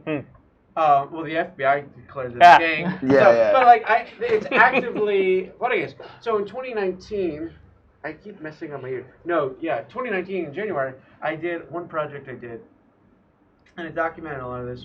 I did a Greyhound trip across America from Florida to California, taking Greyhound buses along the way. Oh, I know. So when I mentioned Tupelo and Memphis, we was going to these places in Greyhound stuff, and you talk a lot, and a lot of people who are taking public buses are you have a lot of prisoners because people who end up in prisoner jail when they get out, they give them a bus ticket wherever they want. So you take that with people. I love talking with those guys, and you got a lot of people who are on the lower economic ladder in America, and a lot of them are juggalos and Insane Clown Posse guys who are in and out of jobs at party superstores and stuff. And I think it's the last punk rock thing in America. Wow. So my goal is to actually.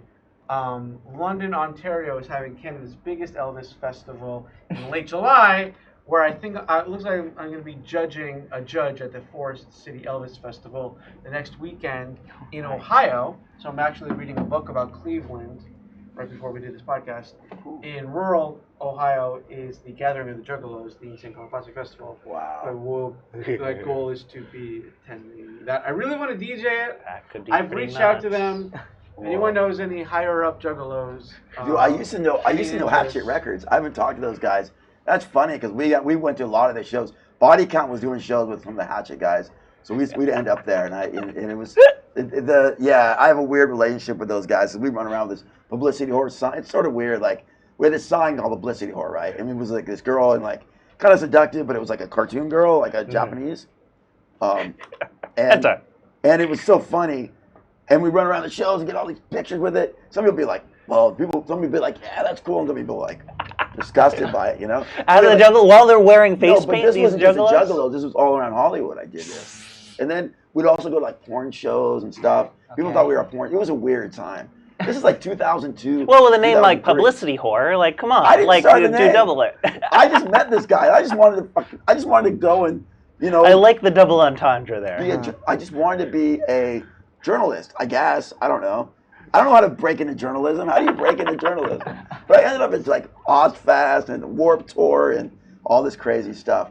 The funniest thing about these shows, right, is the corporate shows, they only allow you, so I had like a crappy camera and all these guys, you know, they have the big cameras, and they only allow you to have 3 songs, right? So you go running out in the front stage, click, click, click, click, click. All these guys are like trying to get the right shots, and they're like, and then they shovel us back in this little room where we like stay in this tent. And these guys are just like sitting there like reading their books, you know. At the time they didn't have internet really, so it was like before cell phones. That's the thing. There was a time before cell phones, kids. Yeah. Do you remember flyers? That was good. Yeah. So one thing about this shirt that I love about it, it's this is like the old school flyer that you would find. Well, I think I DJ'd at that show. Yeah. At the record stores. And that was the only way you find out about gigs. So we used to hang out in front of this in Rhino Records in Claremont, me and my buddies. And we'd go find all the flyers, you know, and they make some cool ones, you know. So this was like 92, like Offspring, Voodoo Glow Skulls, Gutter Mouth, Face to Face. There's a bunch of bands. Total Chaos would put on shows. It was fun. And Total Chaos would drive around their van. They come over, hey man, come to our shows, you know, and other people come by, and it was a fun time, you know. But nowadays, you just get on the internet, you know. Yeah. You know? That's it. Both Round Eye, the leader of the band, his name is Chachi England. He comes from the Florida punk rock scene. I come from the Florida punk rock scene, and it's very DIY. We make our own flyers and we do our things and travel, and we're still connected. What's the biggest band that's come out of Florida? Then I can't really think. How about Against Me? If you want to see even bigger, Against Creed Me, is from Florida in terms of sheer popularity. Yeah. Against Me, Tom I Petty started in Tom Gainesville. Petty's Steven awesome. Stills comes out of Florida. Cool. Hard to beat those. I was gonna say Real Big Fish, and that kind of pales in comparison to Tom Petty. Come on. Well, although Tom Petty, he's from. Where were the Detroit, but Heartbreakers he never really from? came back. The Heartbreakers formed in Los Angeles. He had a band called Mud Crunch, but Tom Petty started his stuff in. But Steven Stills, Crosby, Stills, Nash and Young, of course, Buffalo Springfield. He's actually a little bit more connected. But Against Me, I mean, I think they still have some clouds of prominence. Hot Water Music. Oh, Hot Water Music, yeah. Underground band. Pitbull's not a band, right? No, jeez. Casey and the Sunshine Band. Casey and the Sunshine. Oh my gosh. We're going back some of the worst stuff ever. All the music in the entire world comes out of Florida. Oh my God, disco. Remember some disco, the beats were good, but some of the music was just awful. Casey and the Sunshine Band. Oh, shake, shake. I want to put on my boogie shoes. My boogie shoes, yeah. It's the inflection. Classic. It's conveying the mood to party all night long. Yeah. Shake, shake, shake, shake, shake, shake. Shake your booty, shake your booty. And Pitbull. Do you remember the Bee Gees? Remember the Bee Gees? Oh my God. They're Australian, but yeah. The disco canards are always like longer than you expect too. Like they're 8 minutes to 12 minutes. Yeah. I mean, I find disco not too good. There's some great disco singles and songs. What's that song? I Will Disco Survive. Sex and his Sexualettes. There's some underground great disco stuff. The funk that was coming out, like Parliament, that band, Flash, those guys were amazing. And some of the stuff. Someone who lived in George Clinton. Tallahassee. Yeah. I think he still lives in Tallahassee. He moved there a long time ago. Bo Diddley, there's Bo Diddley Square in Gainesville that I visited recently. He lived the last few decades of his life in Gainesville. I didn't know he was from Florida. He wasn't originally from Florida. He lived the last couple of decades there. Right. And the square where he lived on concerts, which is a public square in Gainesville, now is the Bo Diddley Plaza. Wow. I'd go to concerts there. I was a big Bo Diddley obsessive. I kind of named myself after Bo Diddley. And I would geek out and stuff, especially because I was a younger guy at these Bo Diddley concerts, and I was really obsessed with him. Wow. I definitely got a Bo Diddley record too. Cool. I have to play tonight at Jam. And but yeah, he was not interested in talking to me. He was always interested in talking to my girlfriend. Yeah. Who he would flirt with, and I was completely fine with that. And he'd give her a little rap, and she'd give him a kiss on the cheek, and everyone was happy. That's cool. That's always. Yeah. Win-win-win. It was a win for everyone. That's all right. Yeah. So yeah, that's what's up. What else do you want to hear about? I don't know. That's cool though. It's interesting to talk about the Juggalos as punk rock because I mean. I think they are punk rock. I think yeah, their music though. You know, like when we got this press pit from them, and there was this one song I really liked. Because they're like, yo, I'm like talking about kind of being a loser and like you pick last for the team and all this stuff. And I was like, because usually there's some really heartfelt stuff. Well, it's sort of the Juggalos, yeah, but the thing is, they're all about, take my hatchet, I'm gonna hatch you up, I'm gonna hack you up, Well, there's outrageous score in the Ramones. No, but that's hey Romeo, go down to the basement, That's true. But it still feels like they're hitting that that line that it really does come from a place. Well, they had this album, these 2 albums out. Beat on the Brat with a baseball bat. Okay. That's true, yeah. I don't see. I mean, I don't know. It still sounds fun. It's like surprising, like compared to the lyrics, that it still works. That the sound. I don't know. Like cool. I'm not a fan of all of the Insane Clown Posse's music. There's some that I do like, but I appreciate their place. We respect the Juggalos. Juggalos for life. Yeah. We love. No, I it's really awesome. enjoy the festival. I think it's cool. But what I think is so cool about them is that's what I wrote about. I thought it was so cool because they created this. So many bands, like, it was so funny because Silent, there's Jay and there's Shaggy Two Dope. Shaggy Two Dope. We interviewed Shaggy Two Dope, right? And I did this, I translated it. And one of the things he's talking about is like Slipknot, they call their fans a maggots. He goes, what the fuck is that? Calling your fan a maggot, right? And it's like, we're the Juggalos. And it's like, the fans are part of us, which in so many music, so many bands, it's like there's that divide between we're the band and you're our fans and you fuck.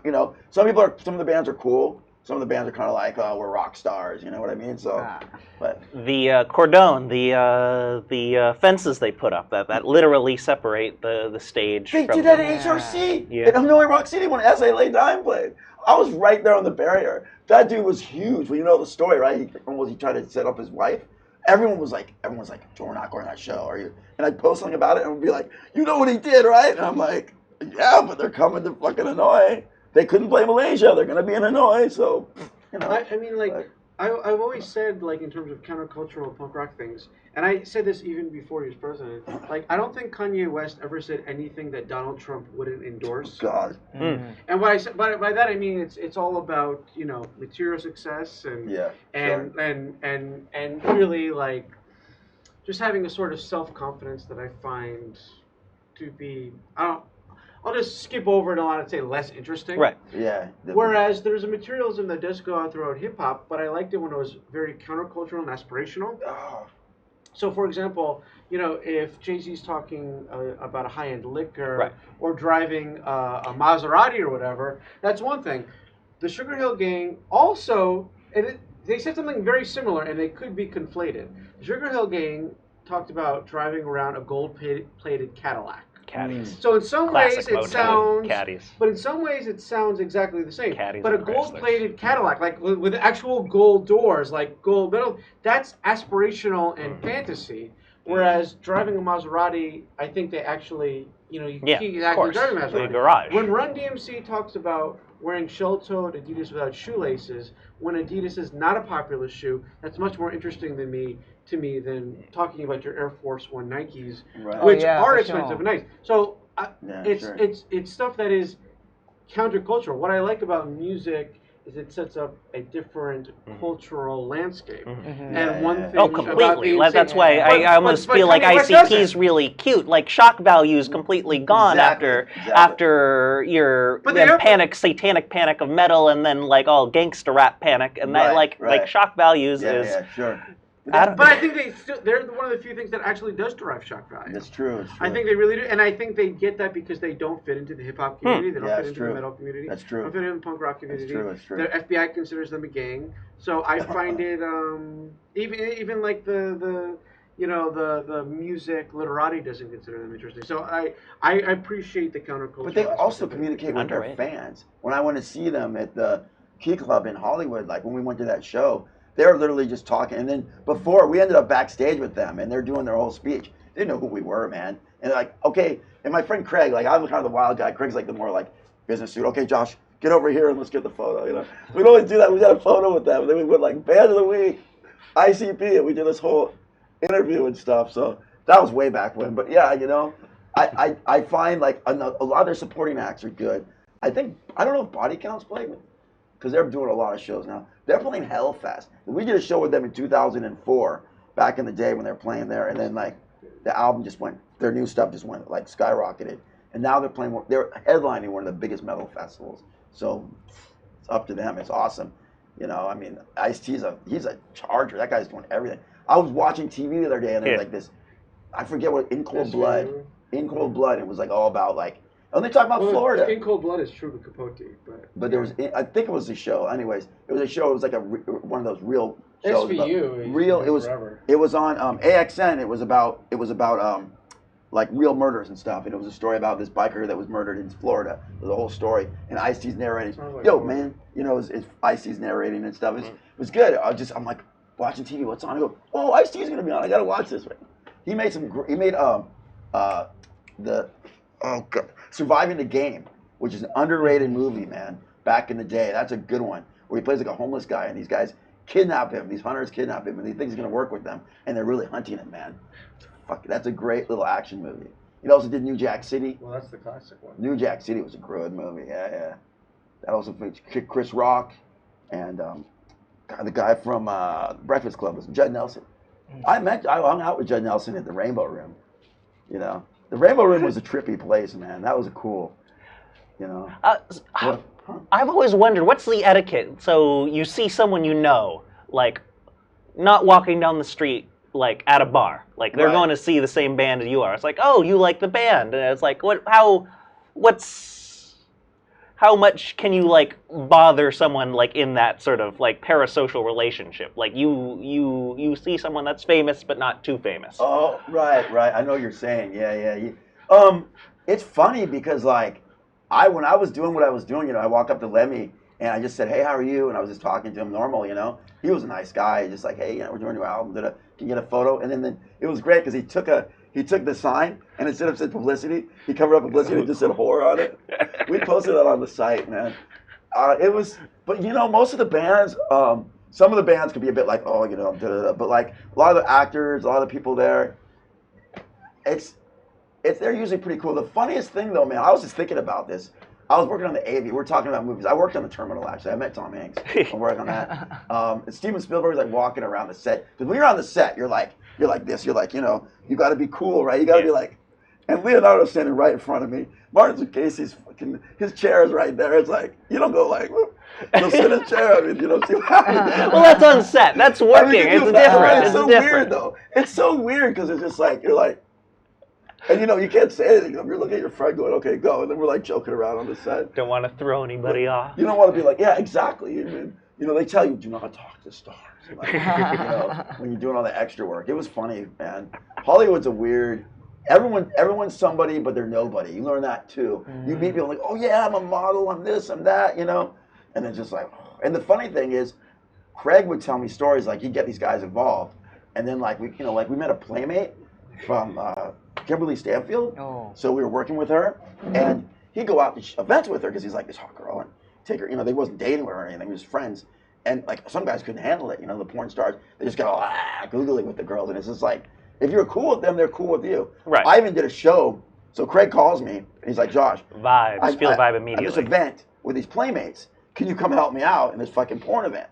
We brought porn, so there's a whole difference between the porn stars and the playmates. The playmates are more classy girls, right. like and the guys are like just the biggest.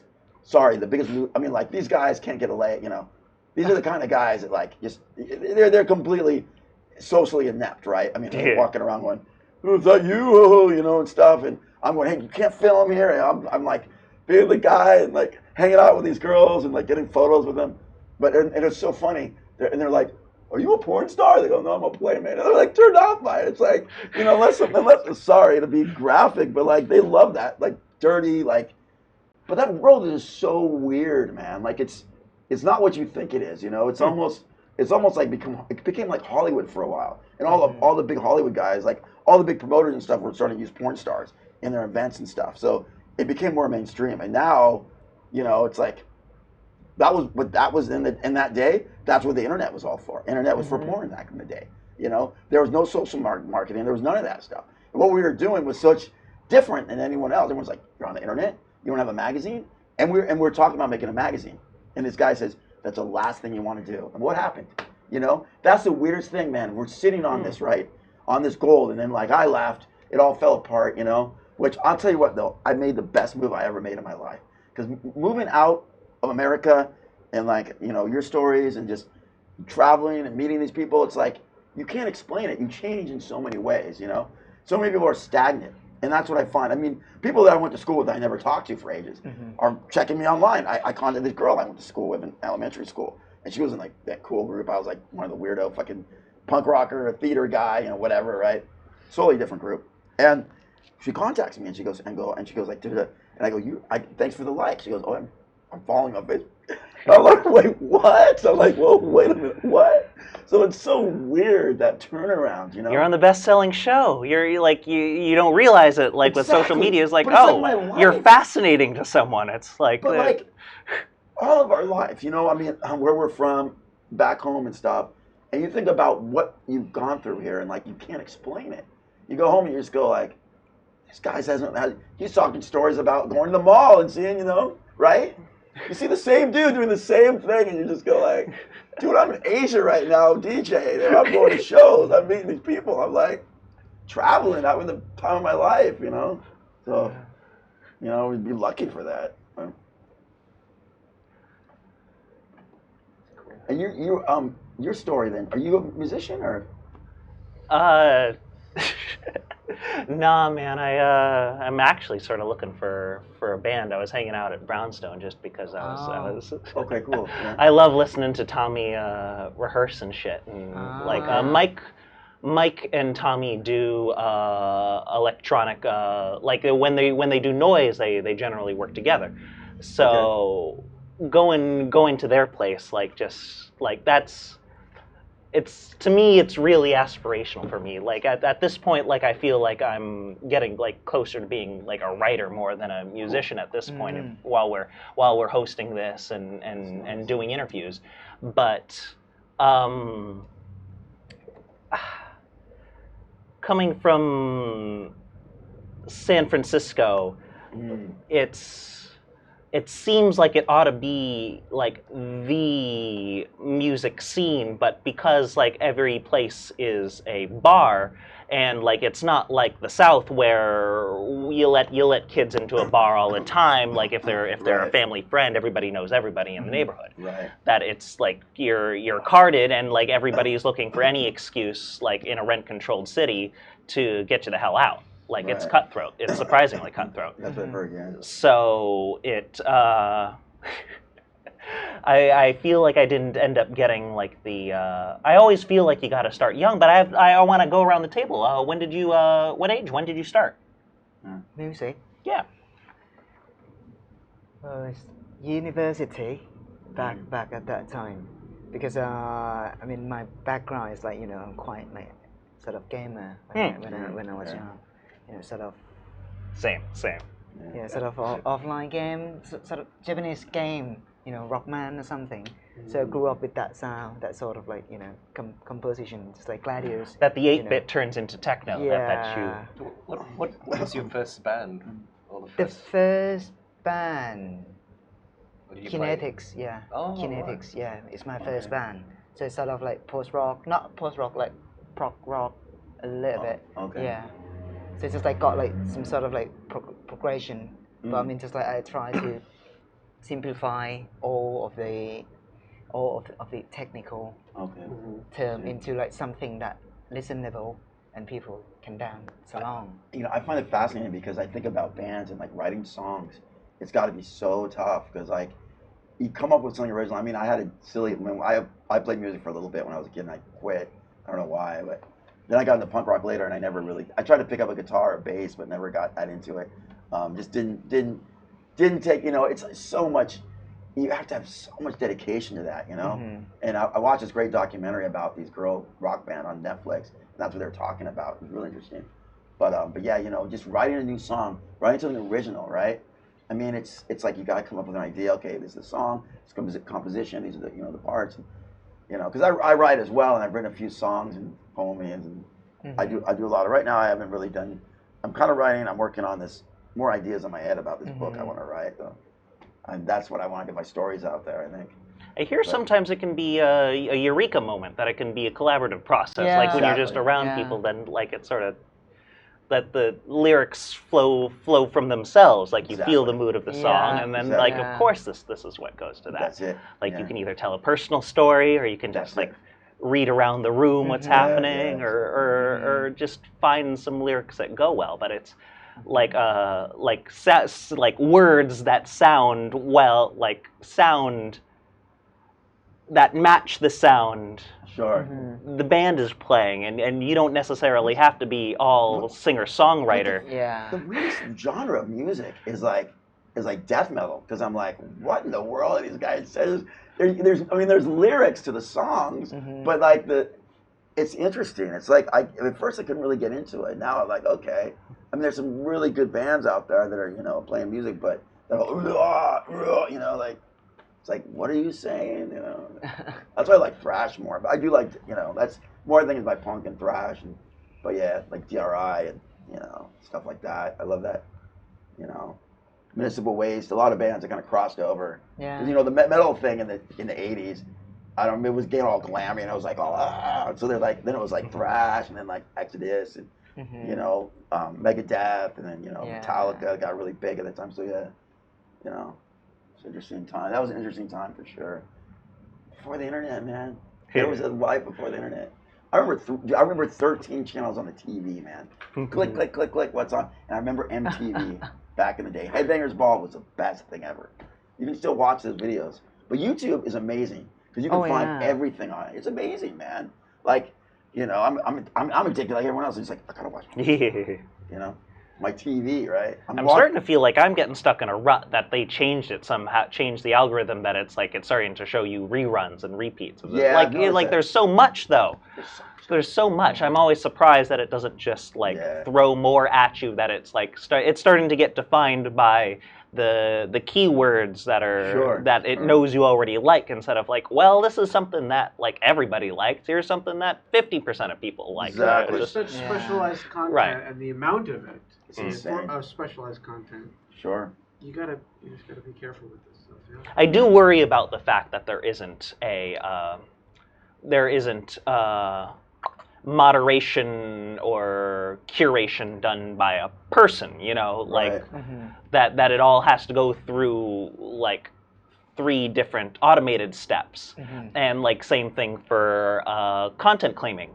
Like some people, like you can get some weird cases where like an artist uploads something and their own studio automated has an automated spider working, like they've contracted someone like a tech company out to look for everything that the studio owns and content claim it. So when the artist posts a link to a live show they did, that it ends up getting like claimed as this is the studio's property. Like covers are getting claimed. Like that's creative. That's it's glitching and stuff, but they'll fix that pretty quick. I think. And also licensing. I'm not sure until there's a competitor. I'm not quite sure that will get fixed unless they feel it needs to get fixed. Is there fixed. going to be a competitor out there though?